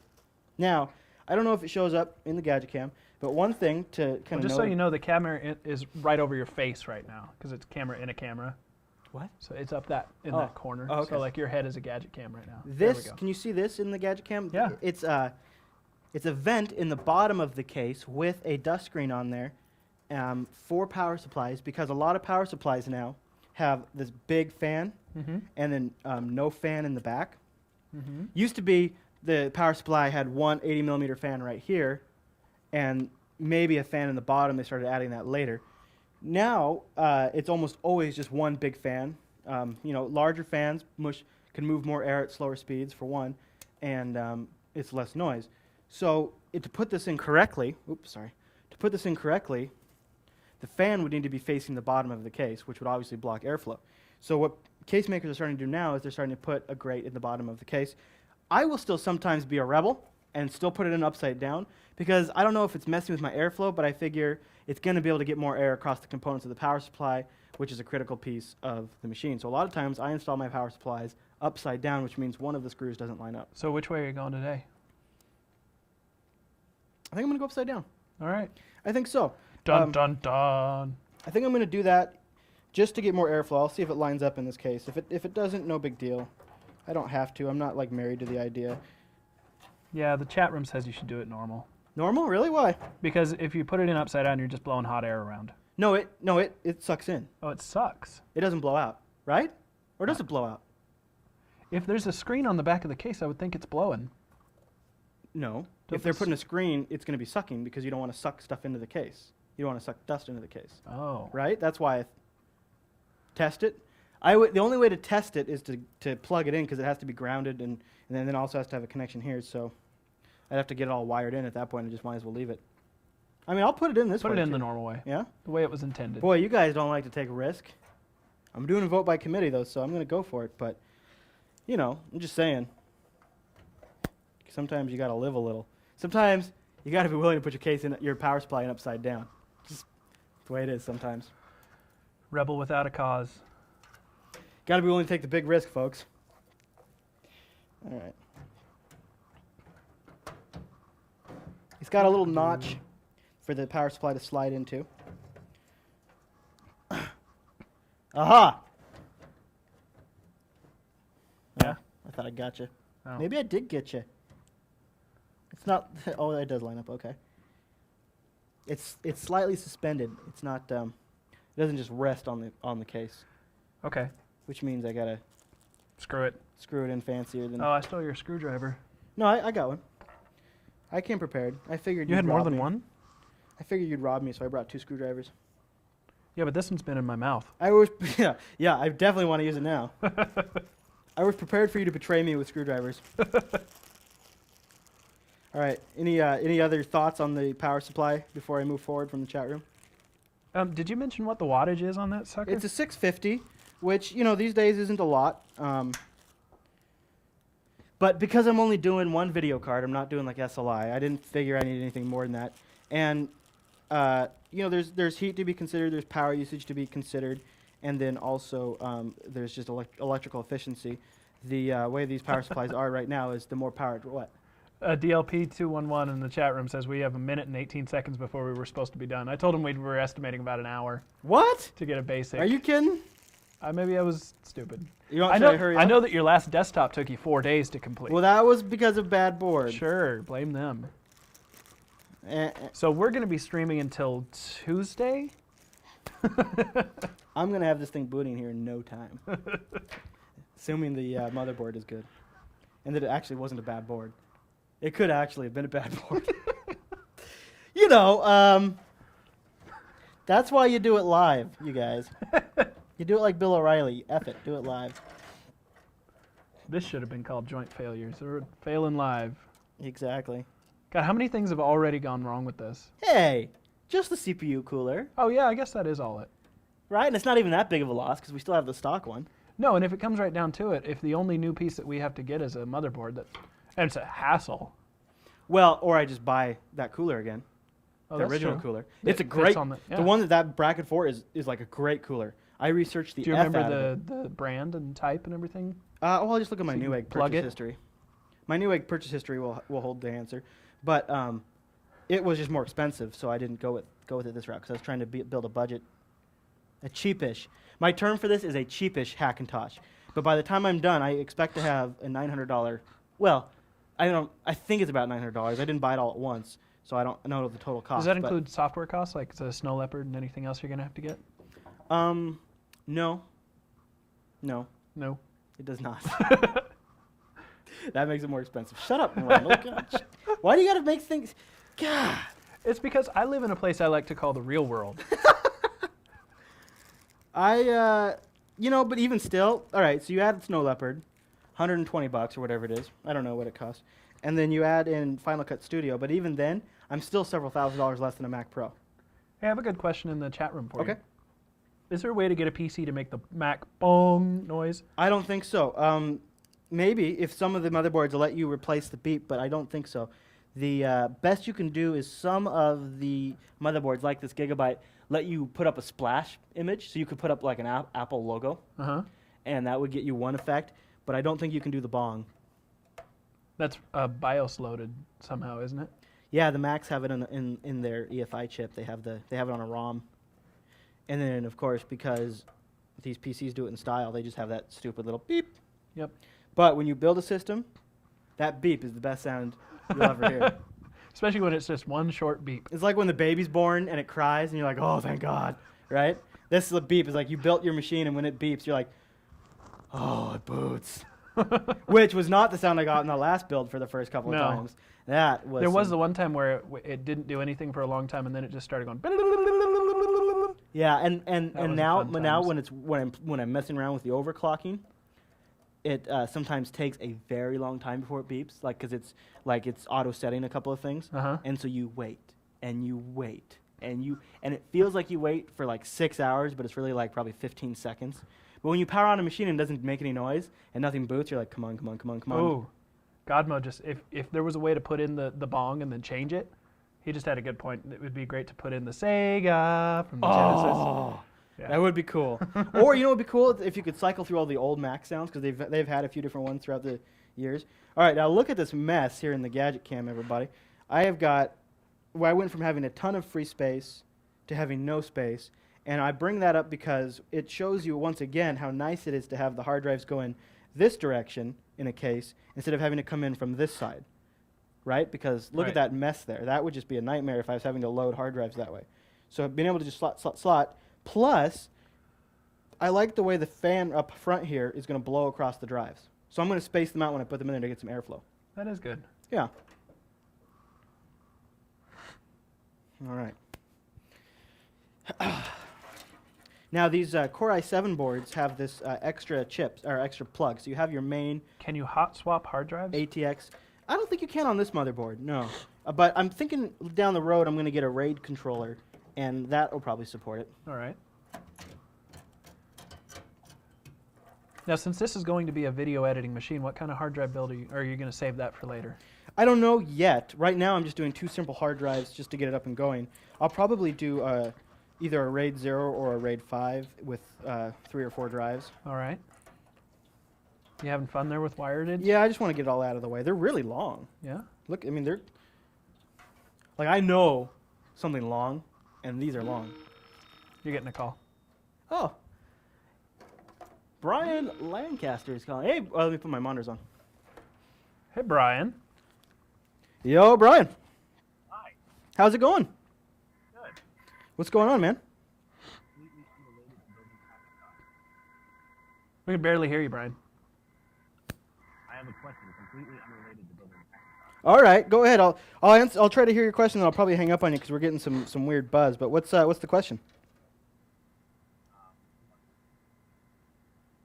Okay, my question is, I want to have 2 monitors, and my graphics card, I think, GeForce 8800, has 2 monitor keyboards. I just plug in another monitor. So the question is, he has a GeForce 8800, and he wants to add another graphics card, and No, another monitor. oh, yeah, I mean another monitor, and he's wondering if it's just literally as simple as plugging another graphics card into that second port, and it absolutely is. As long as you have drivers, I don't know what type of operating system you have, but as long as your drivers support it, it'll absolutely work. Yeah. I do it all the time. Yep. And it usually just shows up as like a plug and play in most operating systems. Yep. and- And then you're good to go. In fact, for almost all modern Linux distributions, OS 10, Windows, you're going to be set. All right, man, I'm going to hang up on you just because we're getting some weird noise, but thanks for the call, and it's a good question. All right, so one of the things I was saying is on these Core i7 machines here, you have got an extra plug. So you've got the main ATX plug, and then you've got this guy here, and this goes into this back here, I think. What does that do? It's additional power. Additional power. Oh, you and I were having this conversation when you built your other system. Now you have like 2 separate power feeds into the motherboard, right? Yeah, that's what Basically. this is, yeah. Separate power Why feed. didn't they just choose to make the one plug a little bit bigger? I don't know, man. I think maybe just because it's an ATX standard, the plug, and they didn't want to deviate the from the standard. standard. I don't know. It's annoying as heck, though, because now I have this extra long cord that has to go around all my cards, all my components, and where Gigabyte put it up here in the corner is totally obnoxious. So I have to, like, I don't know why they couldn't put it next to the other ATX. It's totally annoying. But, yeah, it's a good question. It's Clear on the opposite side from the power supply. Yeah, and around all this crap.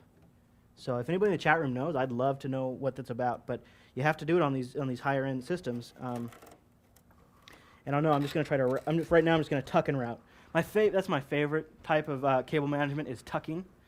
So I'm just going to tuck and route. But you see how You're not a big fan of like cable ties to clean it all up? I might have to, because you see how this cable goes across the board, right across my cards, right across. Yeah. I mean, it's totally freaking annoying. So Might have to cable it up to the top.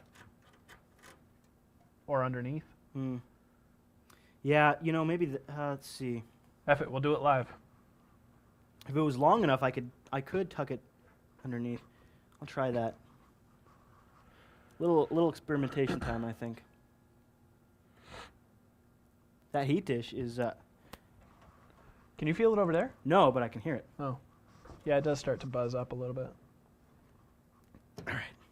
So the case has wire routing holes in it. So I'll see if that works. Doo-doo.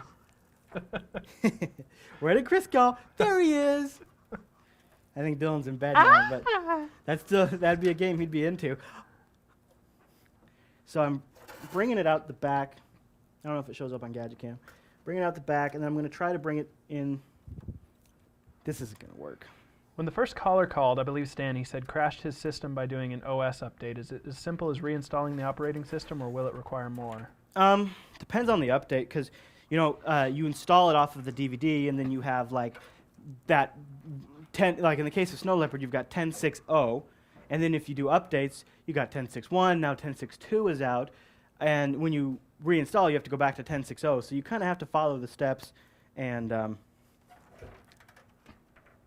kind of depends on the update. All right, I'm aborting trying And to again, route with the cable. Hackintosh, each update is kind of a crapshoot. It's kind of should work, but the it way doesn't always. the type of install I'm going to be doing.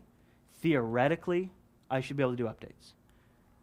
I probably won't still. I'll probably be very cautious because I don't want to. The whole idea is set this thing up once and then edit video, and then I'll have to keep fighting it. Right. It's All not right. exactly going to be an internet surfing machine or anything. No. All right, power supply's in, so I'm taking votes on the next component to go I in. have a Kit Kat. What? I'm thinking parts remaining. We've got 2 hard drives, CD-ROM drive, video card, which is kind of what I was thinking, or CD-ROM drive, so or a hard drive. So I'm taking votes from the chat room on which component should be next. Andrews, you're welcome to vote. Graphics. Yeah? I'd say you're gonna boot the, Graphics? OS. Case. Put the case in next? It's a good idea. I should have thought of that. Oh, with the Actually, if we put a hard drive in now, we could test it and see if it posts, right? No, I'd have to put video in. Oh. What? Let's do that then. box opener there. Bottle opener. Multitasker. Also a great box opener. So we're going to do the graphics card, and then we'll do the hard drive and see if it posts. Yeah. Now this guy, pretty nice card, really. It's not state of the art, which is fine because again, I'm not using it for gaming, but it's still it's a GTX plus 9800. What did I say earlier, Jeremy? I don't know. You said some numbers. They started big, and then ended with 100. 9800 GTX plus, big old cooler on there, 512 megabytes of video RAM, but should definitely support Quartz Extreme from my research. So only one power draw needed, so that means, and you can see it's got a little, it's got the little plug right there where you plug in power from the power supply. It requires its own power. You're being yelled at. Don't touch the circuit board. Huh? What circuit board? Oh, on this? Yeah. Yeah, I know. I also rubbed my feet on the carpet too before I started. All right. So it's a PCI Express, so it's going to go in the PCI Express slot. And wait for it. Get out of your stupid. There we go. Will a GTX 275 also work for a Hackintosh? I don't know about the 275. I think so. I researched this, and it looks like pretty much almost any NVIDIA card at this point works. NVIDIA specifically, though. Some of the like the ATI 4870s. Your best bet is going to go look at the Apple systems, see what video cards in a Macintosh, and then put that in your Hackintosh. They don't put this card in any. The 9800 series is essentially the same CPU that's in the GTX 260. They just made it a little nicer, a little smaller, a little different. So that whole generation should work fine. You should be That's okay. a little smaller. That looks like a monster to me. I meant the actual size of the CPU. Oh. See, I'm already having problems with this dang power cord. It's already annoying. I really hate that. Oh, it's 2-slot. My bad. Oh, That's the other thing is it's 2-slotter. it's an SLI thing. No, it's just these NVIDIAs run so dang hot, same with the ATIs really, that they require the second width for cooling. Oh, it's not actually 2 slots. It's just space of 2 slots. Yeah, it doesn't plug into 2 slots in the motherboard. It just takes 2 slots of the case. Like Gotcha. it covers the other PC. See what Gigabyte did? Let's talk about this really quick. What Gigabyte did is they figure nobody is using that. See that white slot there?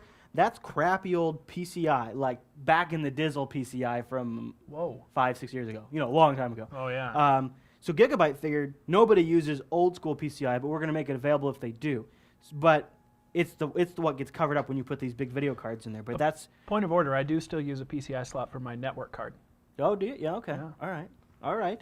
That's fair. I have a PCI Express network card that I'm not even using. If you want it. Actually, I have onboard in my latest machine. It's my old machine that's still got the PCI network. Oh. Because it's a wireless. I'm one Doesn't have down. onboard wireless. I got to go one down. Up. I like the no screw design of the slots. Just pop. Oh, really? Show Pop a 'em. close up of that on the back. All right, I will. All right, so this guy's going in. Get in your home. Get in your home. All right. And it's in. So Snug as a bug in a these rug. just now snap down. Snap. So they snap in. No screws, huh? No screws necessary. Oops. And that ruined everything. I kid. Boy, I was saying I like them, but now it's actually kind of being annoying because it keeps coming down when I'm trying to put this in. Okay.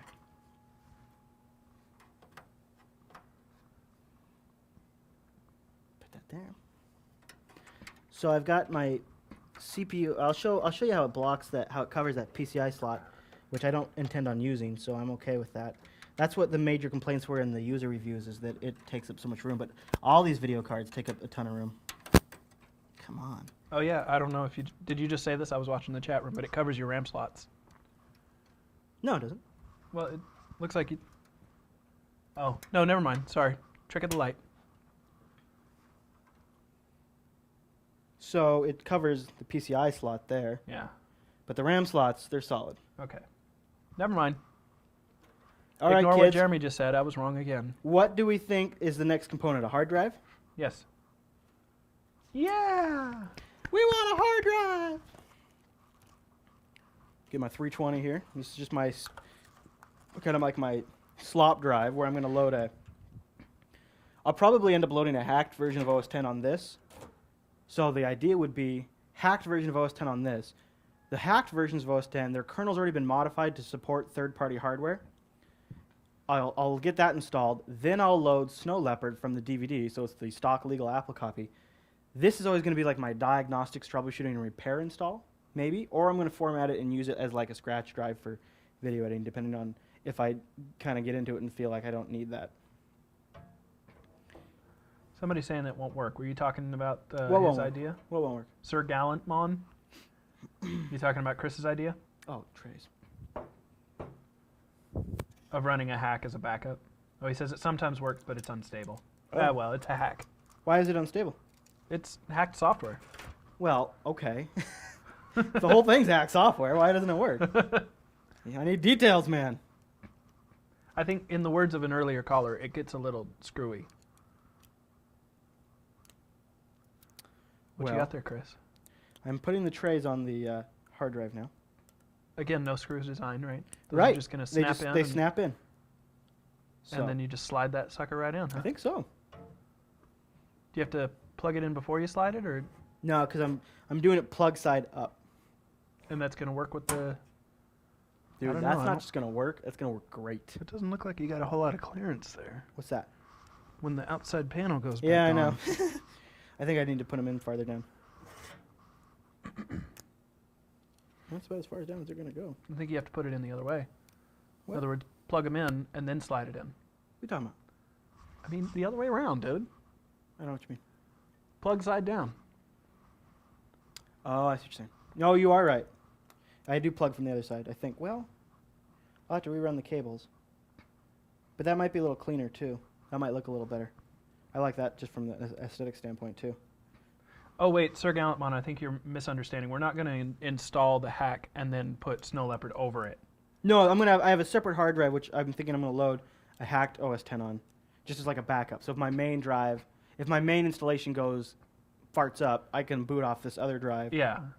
So the hack is just going to be a backup. The Snow Leopard is going to be on a naked drive or partition at least. Right. It's going to be on its own separate, totally clean drive. I'm going to load OS 10 on this, the hacked version, then install the other drive, partition it, format it, then load Snow Leopard onto it. Okay. Clarified? Done. All right. So my first drive is in the slot, and per Jeremy's recommendation, the SATA and power plug are on the other side, so I'm going to crack the case up and plug those in, and then we'll be close to doing a post. Close. And then you will get to see whether or not the fabled These beep. handles are handy. Yeah. And also, point of note, handle rhymes with Randall. Wow, and and like I said, I got the ones with the handle on there because I forgot to plug in the power to the video card. Oops. It requires power, so I'm doing that right now. I got the handles because, like I said, it's a kind of an homage to the actual Mac Pro, which has handles. Right? Yeah. You see what I did there? Uh-huh. I recognized a decent design. I think the Mac Pro is a great machine. I just don't have the money to spend on it. Wow, I can't read that question from the chat room. What is better, an Intel Core 2 quad, 3 gigahertz with a 12 meg cache, or a Core i7 920? Well, Core i7s are quad cores, Right. right? Yeah. So right but he was there saying you're Intel 2 stepping quad. So the question in the chat room Oh, 2 is quad. basically, what's better, an Intel Core 2 Duo or an Intel Core 2 quad processor running at 3 gigahertz with a 12 megabyte cache, or an Intel Core i7 920 running at 2.66 gigahertz with only 256 kilobytes of cache. Oh, an 8 meg cache, sorry. Oh, L3. Wow. So L2 cache on the Intel Core 2 is... That's hard to say. I don't think that's a straight upgrade path. I think the i7's better. And I'll tell you why. Is it because Mike's of got i7? a great point right Yeah. there. So an i7 is going to be a quad core and you get hyperthreading. So you basically get 8 cores. And it's not the old hyperthreading of the Pentium 4. And I wish Intel would have called it something different. It is a much improved design of hyperthreading, and it really, honestly, true to God, works. I've tested it, benchmarked it with it on and off. It really is an improvement. Then on top of that, the i7 also is just by itself faster clock for clock than the other CPUs. So if you take a 2.66 gigahertz Intel 2 Core Duo 2 or a quad chip versus an i7 at the same speed, the i7 Same is bus faster. and everything. Now also the i7 is much easier to overclock. So like I have a 2.66 i7 running at 4 gigahertz. So that's also something else to consider. Then on top of that, the i7 is just a lot newer of a chip. It's got a better design, better power management. It has the turbo boost where if you're not using all of the cores, it'll boost the speed of the other cores. So I think it's a much better chip all around. But it also means you got to go with faster memory and all that kind of stuff. Answered. All right. So now I got to, what I got to do here is run some power to the, Jeremy, what I'm going to do right now, Jeremy, right here, right now, what I'm going to do right now is I'm going to run some power to the hard drive, Oh, a hard drive. the drive hard. Tell me what a hard drive is for, Chris. It's where you put all your porn, Jeremy. I don't believe in that sort of Right. shenanigans. Of course not.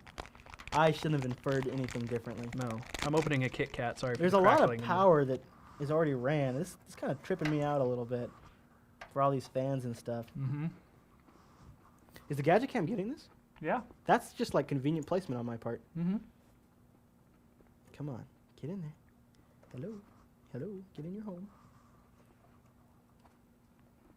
There we go. All right.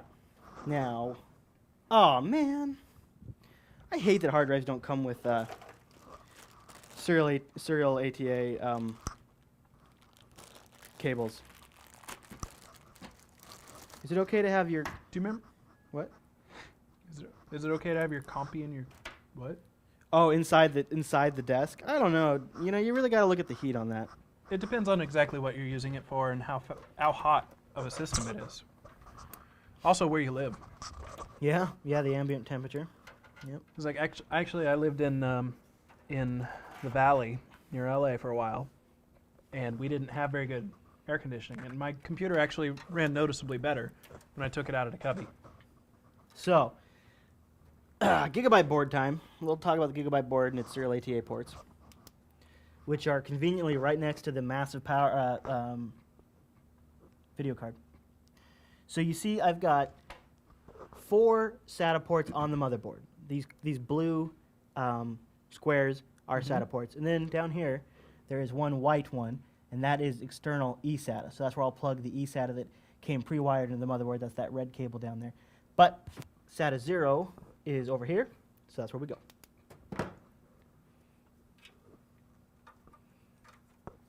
Breaking the law. No, you're not. How's that look? Decent. Good Well- enough.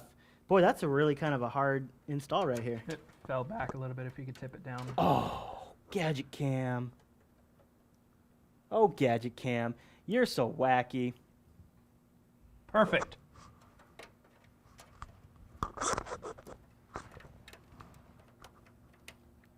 Man, that's really hard to get in there with this dang video card. Chat room, you screwed me. Should have had me put the hard drive in before the video card.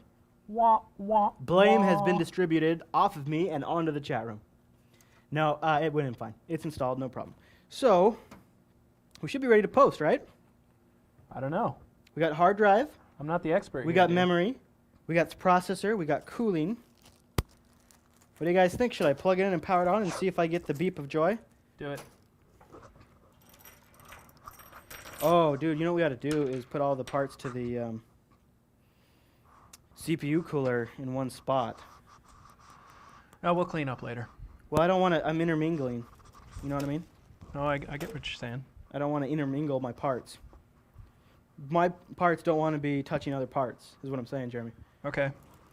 You know what I'll use? I'll use this handy Corsair carrying bag to store the parts for the CPU That's cooler. why they included it, dude. Man, I'm so glad they included this handy carrying bag for my power supply that I can use for my CPU cooler. It's not only handy, it's stylish. It's got a pull tie and everything. It does, man. It is ready to go. All right. I got a whole mess of wires here. A whole mess. Hey, Chris, off-topic question. What Go for program it. are you using in it for in-house backup? What? What program do you use for in-house backup? A little bit of hope. No, what I use is a program called Jungle Disk. And it backs up to Amazon S3. It's a pretty nice program. And it works on the Macs, it works on the Windows, it works on the Linux. I really like the front of this case. I'm going to have to turn around and show it to the camera again. I really like the back of the case. Do you? Reminds me of the Borg for some reason. Yeah, I can kind of see that. All right, so I'm going to turn off your heater while I turn this thing on. Okay. Because I'm plugged into the same circuit. Okay. Anybody want to take bets on whether this sucker's going to post or not? I'm going to be slightly insulted if you say won't post, but I No, let's understand. take a quick poll. Let's see. What the F? Nope, nobody wants to answer. Well, there's a delay. We get a won't post. Yes, All it right. will. Smoke in 3, 2, 1. It'll go, or it will post but fail. Oh! Won't post due to electric shock damage. Possible. Can't argue with that. Can we stream out the video output from the box posting? No, we don't have it set No, up. unfortunately, we don't have it. I would be very cool, but we don't have that. It'll post if we add magic. Did you bring magic? Oh, shoot. You know what? I left that at work. Which one is video slot 1? Nope. It's this one today. All right. Well, it's not so much a problem of not having the right connectors on the system, it's that it's way over there and we're way over here. And also we're using Wirecast, which hates us. So once it's running, we don't want to mess with it. So, one thing to show on the Gadget Can before I fire this thing up, Uh-huh. which I might actually have to use this. Right here. Does that show up okay in Yeah, focus? it's sideways, but whatever. Right here, Okay. clear CMOS button. Press that button, and Hold it it. wipes the CMOS. You need to hold it down for a second or two, don't you? Yeah. Yeah. Here, I'll put the Gadget Cam. Gadget Cam will become the monitor cam. Okay. Can you see the monitor on that? Yeah, can you tilt it down just a little? So it's not looking at the light. There we go.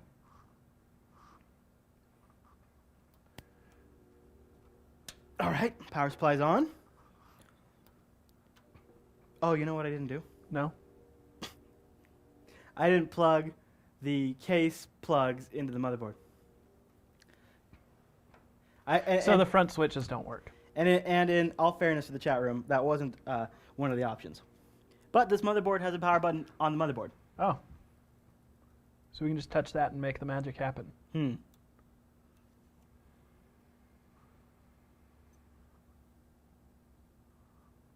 We're listening. We got it. It's powering on. It is powering on.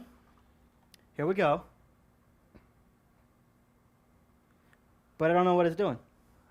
Smoke, smoke, smoke.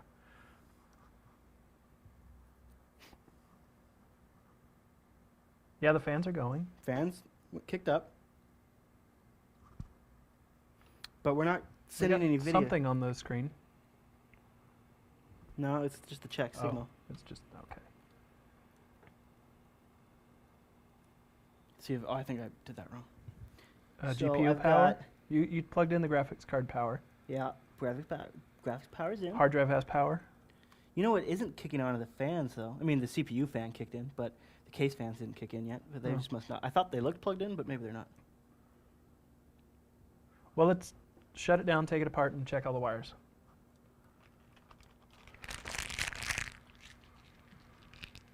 The hard drive spinning up. It's a good sign. Oh, did you push the magic button on the front of the case? The There that is has a no mysterious label? button that I have no idea what it does. Yeah, like I said, I thought it was the Russian nuclear launch codes. I don't know. Well, we're close. Hard drive spin up's a good sign, and fan turn on is a good sign. But maybe let's try. You know what I'm gonna do. See, we've got video in, power's in, drive's in. Both the power cables are linked to the motherboard. Yup. Oh yeah. Yeah. I'm gonna try swapping the memory into the white slots. Uh-oh. What do you think? I don't know. Or I could do just two sticks. No, because it has to be in pairs of threes. That's right, Core i7 920. There was no beep. There was a small beep. It was more like a ping. It was like a whimper. It was like a tick. It's like I want to post. It wasn't a full-blown DOS beep. It was more like a tick. Yeah.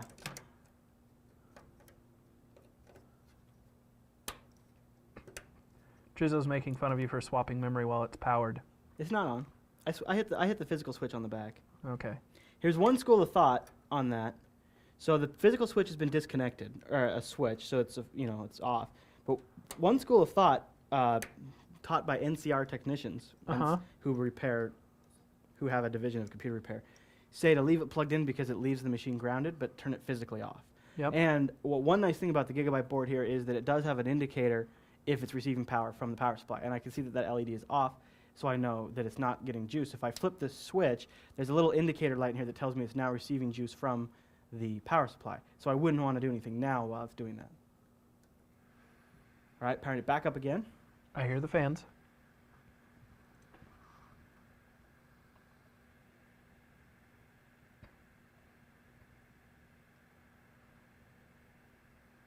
I don't see any errors. Oh, there's little LED diagnostic lights. Nothing on the screen. North bridge phase is good. 1, 2. Huh. There's an air light on one of the RAM slots.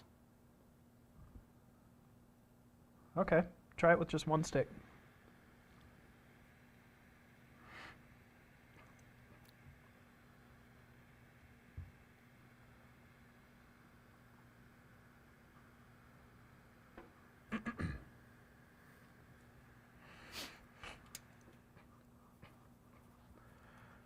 Couple questions in the chat room. Are we Alright. sure we need to stick with one color One of the color. RAM? We're not sure. But Oh, that yeah. seems to be the way that it was indicated. Well, yeah, on the motherboard it lists one slot as slot 1, and then it corresponds with the colors that the next slot is.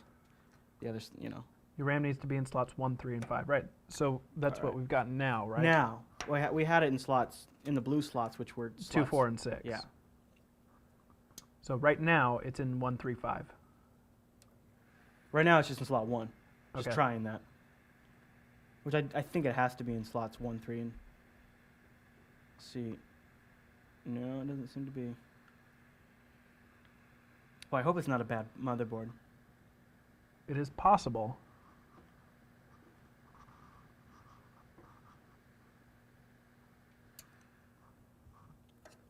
We could Google it to see how the RAM has to be installed, I suppose. Didn't you get a... Oh, well, that's gone now. What? Manual. No, I still have it. Oh, yeah? I think so. Throw the manual at me.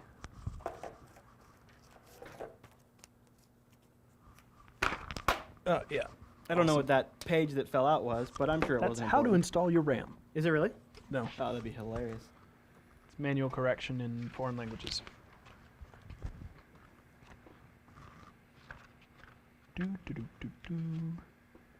Oh, Chris. I just remembered I don't know how to read. Oh, shoot. 135. All right, we're going to go 135. Although that's what I was in. I was in 135.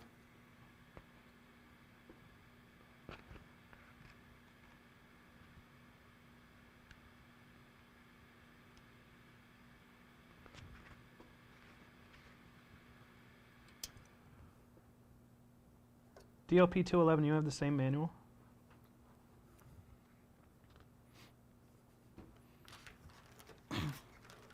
One, 3, 5. Oh, try a different- installing the memory. I'm going to try a different slot of memory. Or a different chip. Because I was getting an air light in one of them.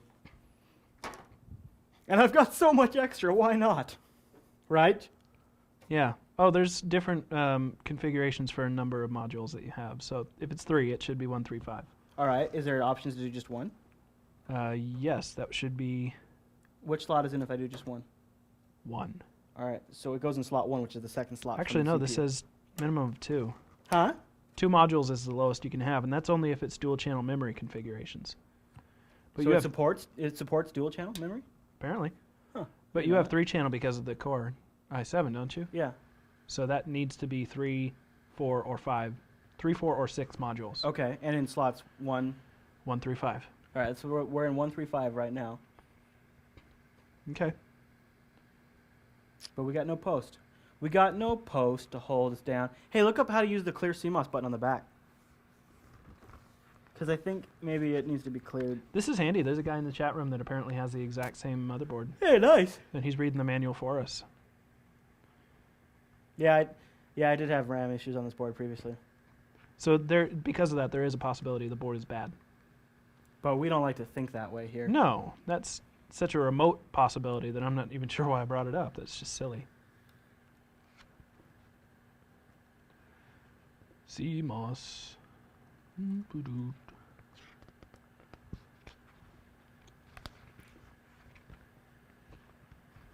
Well, you guys asking if we want to try one chip. According to the manual, you have to have a minimum of 3 if you're using 3-channel RAM. Yes, we're glad that we are live. I am really enjoying this. So lot. look It up. is Friday the 13th. I know. Timing could be a little better on the date. That is a given. I realized that before we started. I'm like, well, All right, so what I want to, so any indication Night Guru. on Night Guru, dude, thanks for joining us.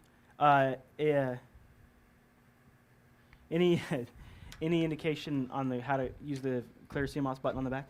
How do I clear the CMOS values?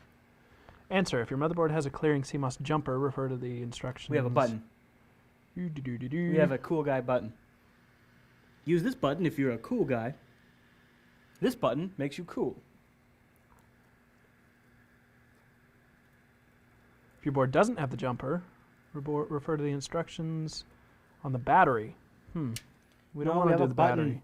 How could they install a button and then not give instructions on how to utilize said button? Yeah, the only instructions in here include the jumper and It the is an battery. effing button. It is an effing button. Well, you don't have a jumper at all?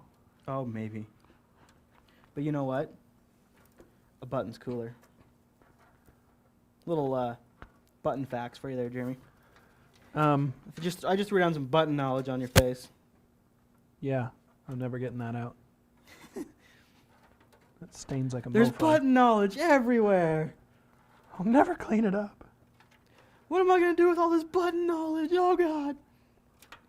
In my hair. All right. Page 23, I'm being told. Oh, really? Nice. That's awesome. Told you I couldn't read. Yeah, I did pick the wrong guy to read the manual, didn't I? Where are the pictures? Look at pretty pictures. I am looking right now for the case speaker. Oh, it says here, press the clearing CMOS switch to clear CMOS values. But at boot up, at when? I need to know when to press that said CMOS switch. Because I tried just pressing it, and it did nothing. Nothing, I tell you. The goggles, they do nothing. Well, it appears that if you want real answers, too bad. Really? Yeah, They're just totally no help, huh? totally. I'm going to keep looking, though. Okay. I believe in looking at pictures. You guys, I don't know why it is a boot, but, I can't. I gotta imagine it's like you hold the clear CMOS, right? Wouldn't you think you hold the clear CMOS and hit the power button or something? Or like, what phase is the moon in? Because that always screws me up.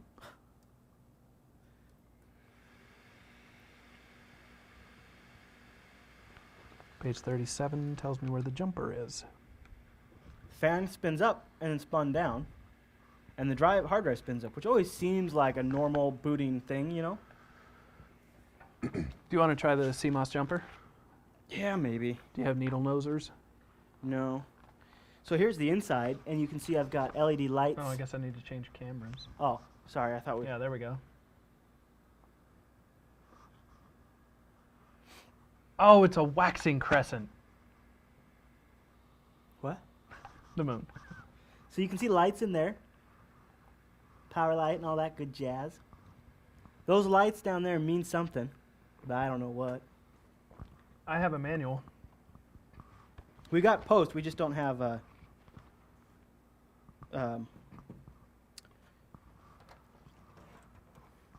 Did you see I was able to get it to boot though? Yeah. I just don't I can't get it farther than a select profile screen. Well, select a profile then. But I don't know which profile to select, Jeremy. Jeremy, I'll tell you. DDR phase LEDs, that's what those are. The number of lighted LEDs indicates the memory loading. You got Gadget Cam up? You got Gadget Cam, Jeremy? You got Jeremy, hey Jeremy, you got the Gadget Cam up? Yep. Because that's booting right there is what that is. Woohoo! Booting. We have no operating system. No operating system. And my keyboard doesn't seem to be working. Minor inconveniences. Disk boot failure. And I don't have a power button hooked up. I wonder why my thing doesn't work though. We don't have a... There must be something wrong with USB. Try the PS2 connection. Yeah. This keyboard we are using right now has both PS2 and USB. So I'm going to try PS2. Because the USB doesn't seem to be working. No. Boy, I screwed that camera all up. I'm going to have to fix that. What camera? The main... You was mean the trying most to- important one?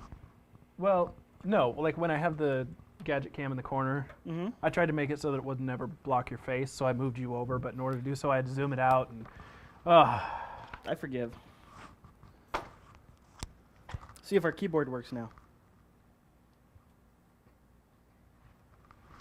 Come on, baby, boot. I'm always worried now. Now I'm a little paranoid that it's not going to boot up. Because it's just sitting there. There it goes. It takes a second. You notice that? yeah. But I don't seem to have keyboard. Oh, wait. There we go. I think there we go. Ladies and gentlemen, you have just witnessed the birth of a new system. We're running at 2.6 gigahertz. God, I love this motherboard already. I love this so Yeah. much more than the Asus P6T I have in there. I can't read the screen on the Yeah, I Gadget know, Cam. I It's- know, I figure. It sees the hard drive. Good news.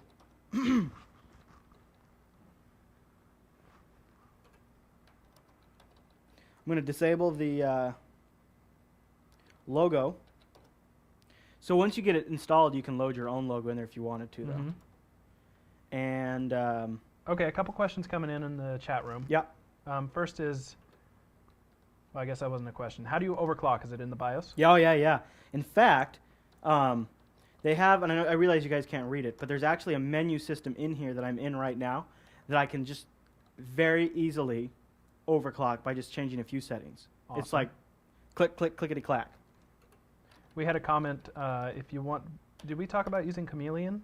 Yeah. If you want to install Chameleon 2.0 from the install disk, Mac interface, the media must be formatted HFS+. Right. You So do my that? idea was, so what I'm going to install now is the CD-ROM drive, and I'm going to load Load a Sega logo. I'm going to load the hacked OS 10 on the drive so I can then put my main drive in and do that. Okay. How big are these drives again? The hacked one you're putting on? My OS drive is 640. The scratch drive is a 320. In the gigabits. Okay. I was going to ask. Yeah, I don't go That's un- gigabytes. I'm too cheap. That's so I go. unclear. No, I was thinking terabytes. No, I go gigabits. Oh, okay. It's You not got to get them 320 specially made terabytes. from China. So you gotta know where to buy them because you can't buy them just like off the internet in gigabits. They're actually knockoffs. They're not actual real hard drives. I'm gonna wire in my power switch too while I'm thinking about it.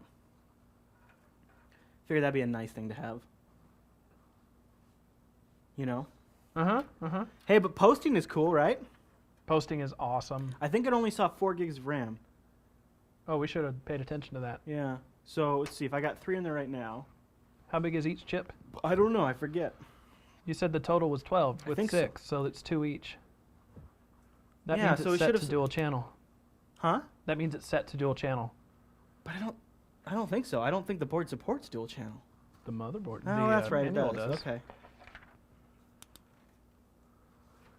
Or one of my RAM chips is. Faulty.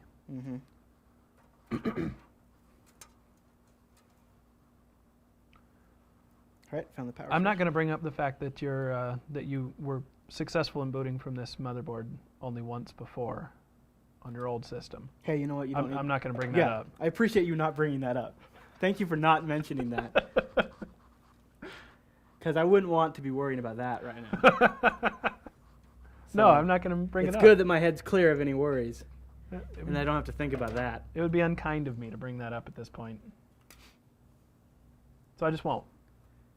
All right. Do you want to tell the good folks at home what it is you're doing right now? Right now, I'm wiring in the reset and power switch because I figure those are going to come in handy as I move on here. Mhm. And I think I'll wire in the power switch, or the power light, I mean. You also have an extra button on the front that you could hook up to, To what, though? I don't know, take your pick. I honestly don't know what it does. You remember back in the old days where computer cases had a turbo button? Seriously? That's what I looked at and I thought, is this a turbo button? What is this? That was exactly what I thought because I'm like, I don't know. So the motherboard has a 3-pronged hookup for the power LED. But my power LED from my case is only 2-pronged. Okay. How does that work? Should I break out the manual again? No, I don't need the power LED to get this thing going further. I'm gonna boot it again. There's probably 3 different. Hey, the power indicators. switch works. All right. I'm gonna boot it again and see how much RAM it saw, just to get an idea on that. And I'll get the. Oh, it just reset itself. Great. It just reset itself. That seems bad. I'm not gonna lie to you, Jeremy.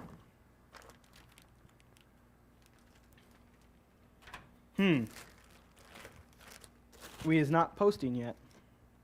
It's a good thing I didn't bring that up. Yeah, I'm glad I'm not worried about that now. Oh, there it goes. Okay. Yeah, you see, it says 4 gigs. What gives? Any ideas on that in the chat room?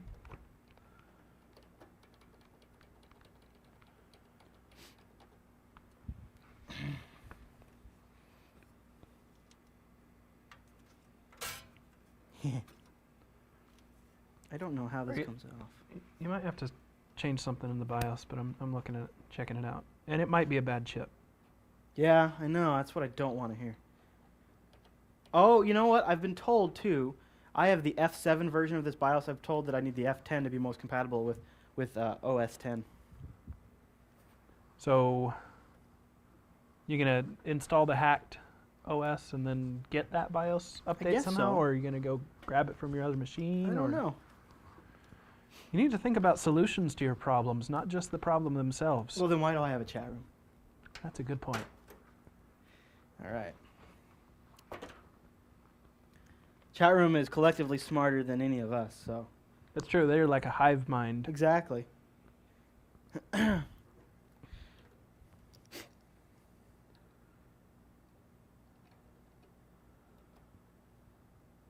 don't know why it only says 4 gigs of memory. It could be because the memory is faster than the clock of the memory. Does that make sense to anybody? So right now, this memory natively is 1600 megahertz, and right now the motherboard is running it at 1066, so about 600 megahertz short. Now, the rails don't fit up with this thing. Always Aren't something. those hard drive rails? Well, I just think they're case rails in general because it looked like sit on the thing that is for CD-ROMs, but it doesn't actually seem to be the case. What does the hive mind say? The hive mind says resistance is futile. Crap. Speed of RAM modules doesn't matter. I didn't think so.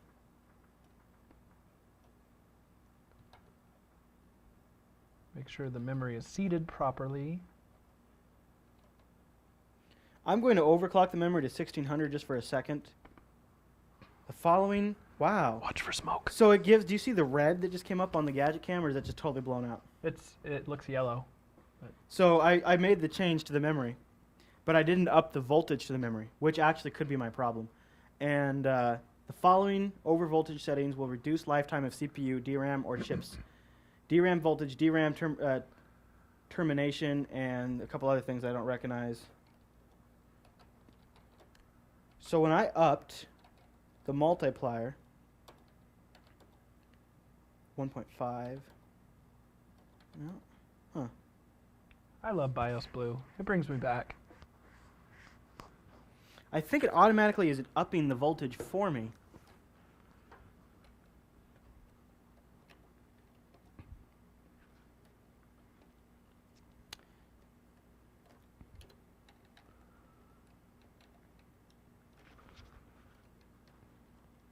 Okay, so I'm going to go with upping the voltage to the memory.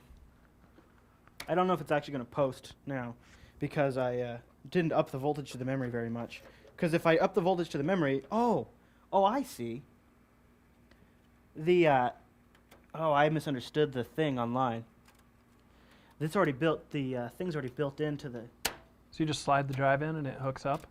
yeah, somehow. I don't actually understand that, but I had a case that did that. It was like, I didn't understand how it worked either, but once Alright, you so slid the thing, it worked. memory frequency went up to 1600 megahertz, but it still only sees 4 gigs. But I am running the memory I just went from 1066 to 1600, so that's cool. Just like that. That was super Bam. easy to overclock my memory. That was crazy. Was that overclocking? I thought 1600 was native. Well, It's not native for the motherboard, so I overclock Oh. what the motherboard runs at. Oh. Now my reset button isn't working.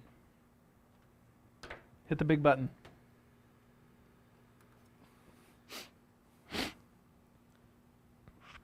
I don't know why it's only seeing like a 32-bit mode. You think it's in? No, I don't think so. I think it wouldn't. Yeah, isn't it? Yeah, 4 gigs is the limit of a 32-bit processor, but the Core i7 is 64-bit. You don't need an operating system to assist it in reading that? No, because at the BIOS level, it should be totally independent of any operating system. There's no option in the BIOS to switch it to a 64-bit? I don't think. I wouldn't think there but I'm would gonna be, but check. you never know.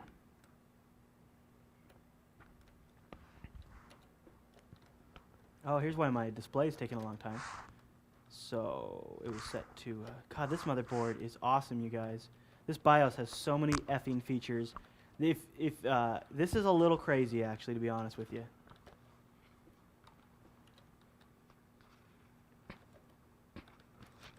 The best part, though, is that it turns on. It is a nice aspect to it, yeah. Mhm. And I'm not going to mention the fact that it's already turned on twice as many times. Yeah. So it's got the date wrong. Let's set the time and date. Today is what? To change.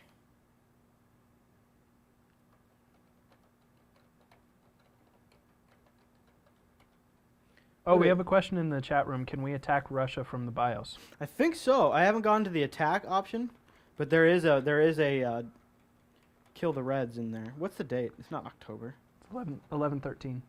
Oh yeah, we just talked about that. Yeah, Friday the 13th. And it is what time? 2037. Sorry, 2038.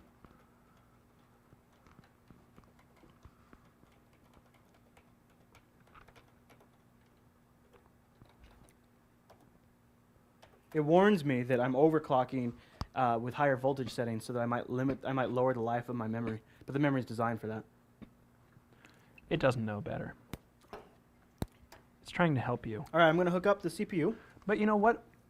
What are the actual lifespans of a RAM chip? I mean, you're going to get rid of a system in 3 years. Oh, Well, you're going to get rid of it in 1 year, but an average user. Right. I think so. I mean, I think even if I got 2 years out of life, well, you say that, but all that gear over there I've had for a really long time.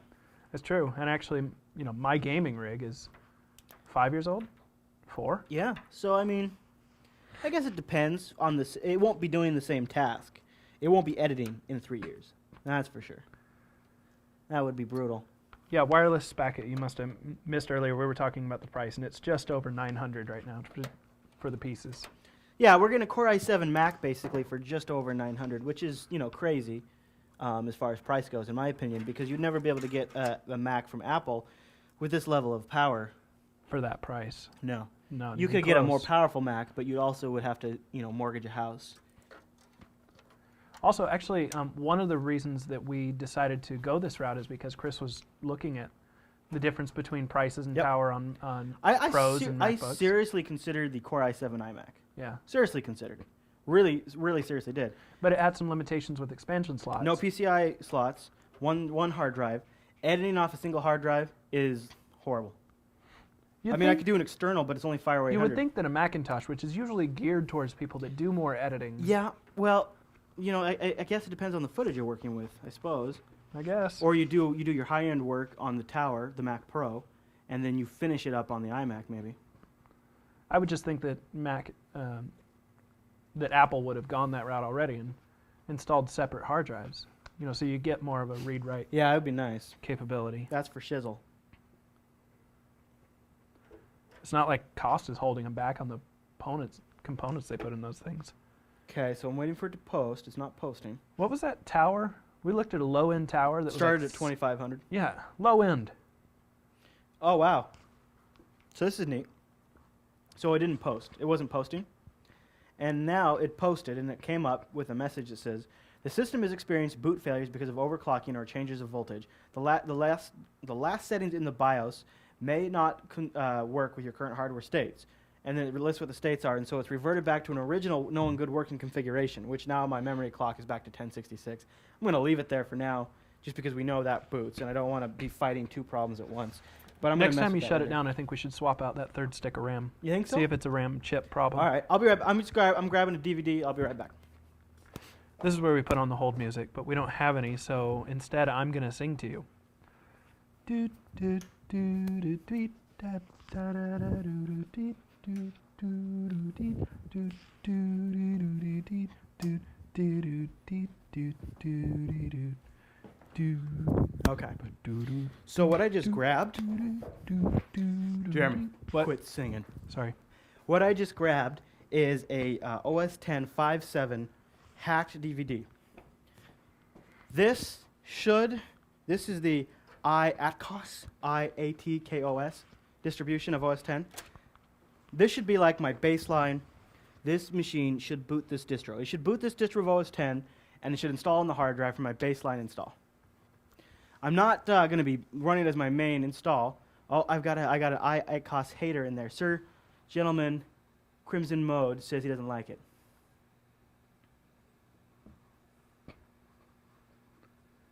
Oh, okay. So that's a good question. So, God Mode asks, why go OS 10 and go through all this hassle and kill yourself when you could just load Linux, have native support?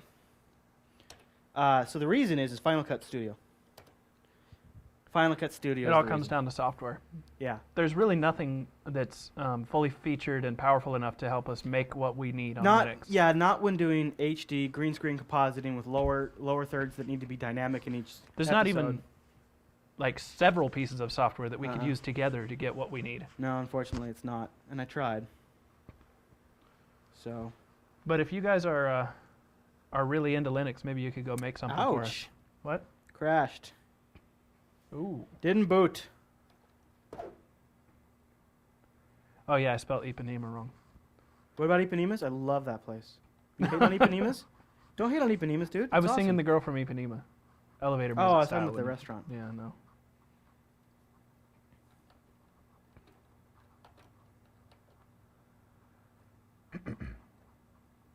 So do you know what caused the crash? Mm-mm. I'm going through my BIOS settings. It's probably something with one of my SATA controller settings.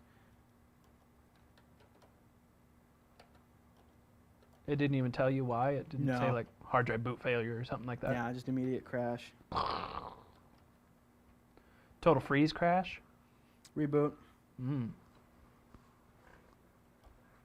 Here we go. I think this is it. I haven't right been hearing any beeps. Does this board doesn't have a beep? here.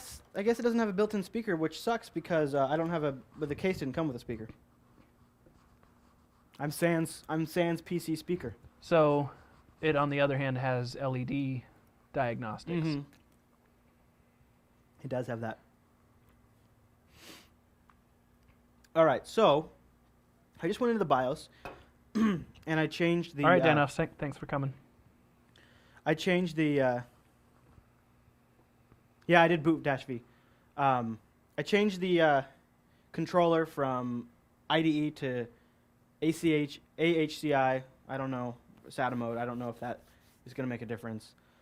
I don't think so because now it's starting up its RAID.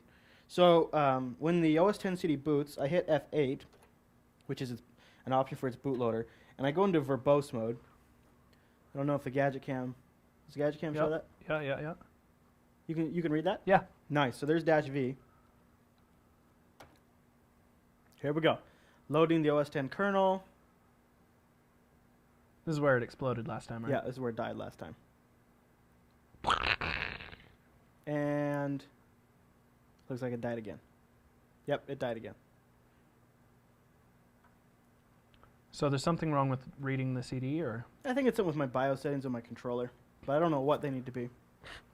should I try to find something? I don't know what you're talking about. No, it's not going to be in the manual for how to get OS 10 to load on your Gigabyte motherboard. No, it's right here. Yeah, okay. Yeah. I think This chapter sponsored by Apple. No, I don't think so. No, you're trying to load a hacked Yeah, OS 10. but it's still going to be. What would happen if you just threw the Snow Leopard in to see if it it won't worked? go at all. It wouldn't? No. Okay. So much for my explanations. Do you have an IDENIB distribution of OS x86? I don't think so. Use- I have Someone else is saying use the eFix chip. Oh, I could, yeah, since I'm doing OS 10.5.7. Mm-hmm. I'll go grab that if I don't get it fixed in this next. And then I can sing some more. I like to take a challenge for a minute and see if I can get it fixed on my own, but I realize that's not probably very fun for other people. Yeah. No, it is fun. The best part is when you walk away and just leave the camera, has nothing on it, and the people at home have to entertain themselves. People need to be able to entertain themselves, Jeremy. This is quickly becoming a radio show, though, because the video is not very interesting. Yeah, that's true.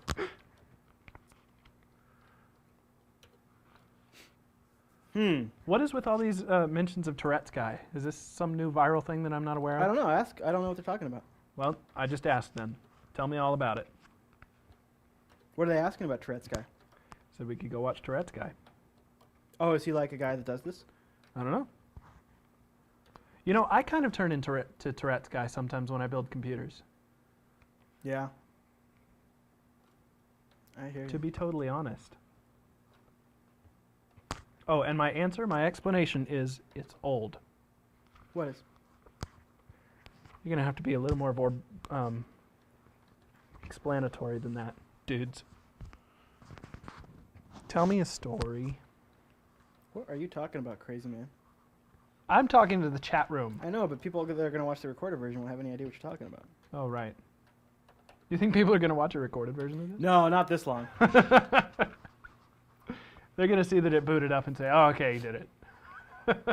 The girl from Ipanema. I think the chat room's gone loopy. I think they've totally lost it. Yep. Now they're just kind of hanging out and chatting. Well, that's cool. Mm-hmm. So, I could go get the FIX chip, huh? Yeah, let's give it a shot. See if it works. There's also an OS 10 distro disk over there that's a different distro. Which one? Somebody just asked if you had 5.5. This is 5.6. Is that IPC? Yep. Yeah, throw that over here. Like a frisbee? Sure. My eye! No, I'm kidding. Oh boy, this DVD's seen better days. Oops. I missed the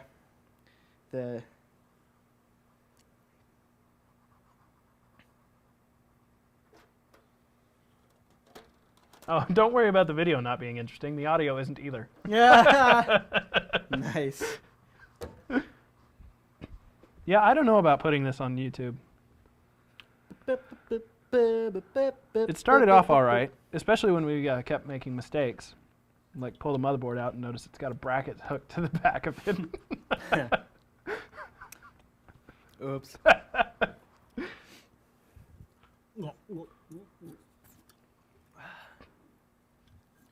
I'm running low on vital sustenance. Thank you, Travis, for that explanation. That actually helps. What? And now I think I actually have seen that. What? Tourette's guy is a drunk, overweight man who happens to have Tourette syndrome. Tourette's guy enjoys yelling, swearing, and destroying. And actually, now that I think of it, I think I've seen some of those videos where it's just like him in a kitchen talking to a webcam, swearing. Ah, crashed again on a different distro. Rats. I think it's time for DFix. You always think that. You're always saying, Chris, go get the FIX chip. Chris, get the FIX chip. You call me up in the middle of the night, Chris, where's the FIX chip? And I say, Jeremy, I don't want to get the FIX chip. I want to do it without you say, Chris. Oh, we're getting a call. I can't get over there to answer. Call back in a couple minutes, all right?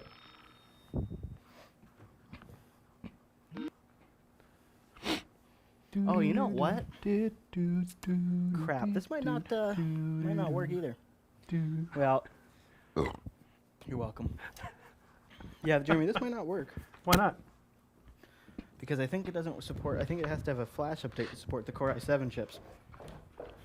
Well, whatever. We'll give it a shot, though. It's you know, what else are you gonna do? Just keep throwing discs at it?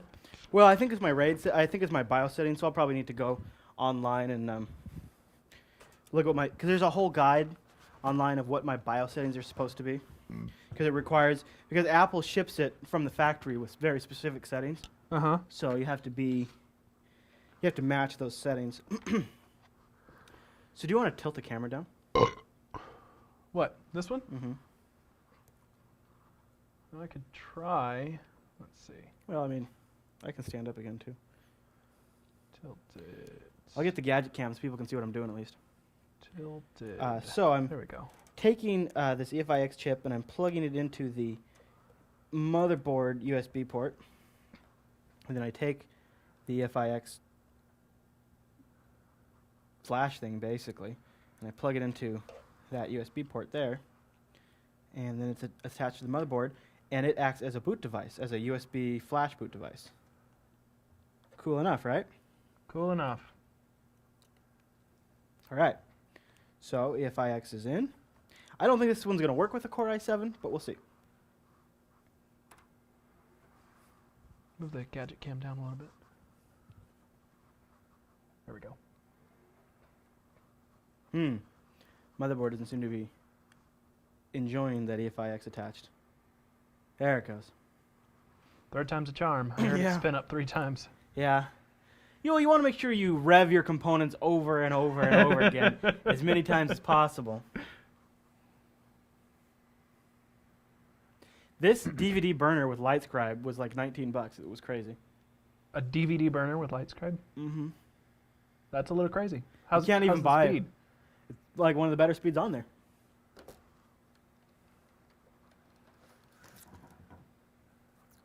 All right, so now I'm going to go into the BIOS, and I'm going to set it to boot by default off of a USB device, because that's what this is going to be. And then it boots off that, and then from the EFIX chip, I load the installer CD. At least that's kind of my understanding.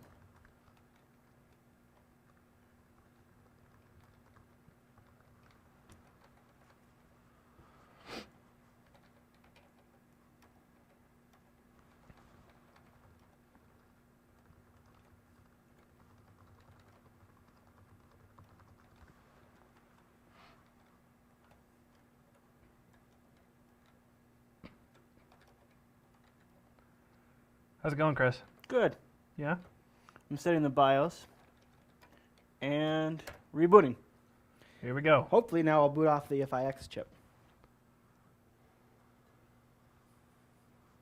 Do do do do do do do do do. Nice soundtrack. What we could do too is we could always do part 2 after I research and figure it out. Yeah. We do that. Because I think I'll probably have to go Google the BIOS settings. We could fill out the last few minutes of this hour with, I don't know, a dance competition? You think? Could. Yeah. No, I think I'd kind of whoop you. Never mind about that. Probably. No challenge. What about a rap competition? Oh, Do you that rap? might. No.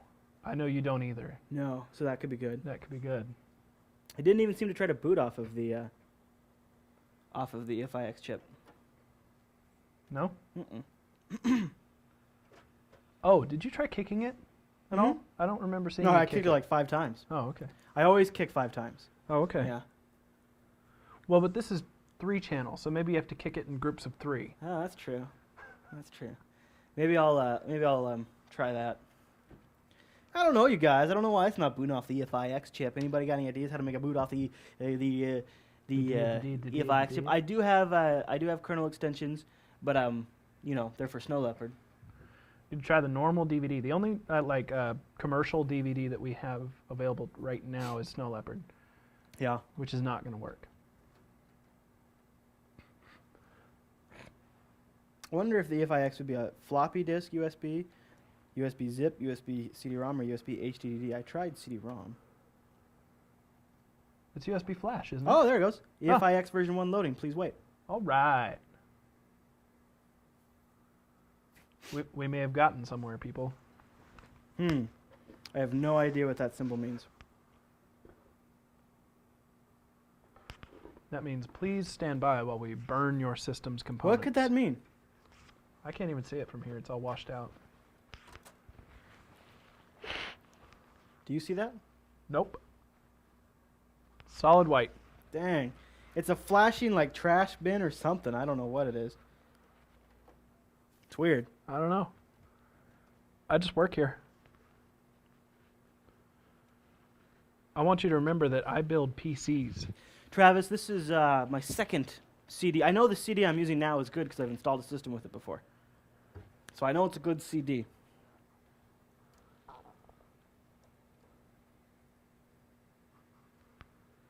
Yeah, that's a good point. Turn down the brightness there. That might help with the Gadget Cam. Yeah. Make it show. Engage. No, see, if we were building just a flat-out PC, I'd just throw in a Windows 7 disk now, and we would be done, and I'd be on the internet in like 3 minutes. Oh, you're such a smart aleck. The whole point is to have OS 10, though, to do the final cuts. I know. No, I want to do final cuts. I understand. You like kicking yourself in the balls by trying to do the hard stuff. Yeah, it is kind of like a little bit of a nut kicking, isn't it? Yep. I support your endeavors. In fact, you know what? I will kick you in the balls. Thanks, Jeremy. That's so nice of you. Oh, I'm sorry about that, Serge. We're trying to work with Farmville to be more compatible with Ustream, but we just haven't gotten much input there from the guys over at Farmville.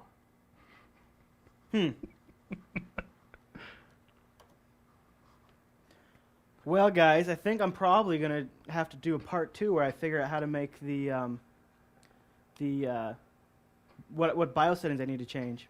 Yeah, somebody just sent me a link that might be a good guide. We'll check that out offline. Thanks, Sir Gallant. Windows Live Movie Maker. No, it doesn't quite get the job done. All right, Randall. You're going to call it? I think so. I think we'll say this is part 1, and then I'll get part 2 going. And we could stream for a few more, but I probably want to stop recording till we get it figured out. And then we'll come back with part 2, which will be the install. So that was the build, Mm-hmm. and now we'll get to the install in part 2. Because we know it posts. We just got to figure out the settings and software. Yeah. So All right. go ahead and you can hit stops on the recordings if you want, and I'll say I will. thanks for joining us, everybody. Be sure to look for part 2. Okay. Oop, no, stop. Stop there, and stop.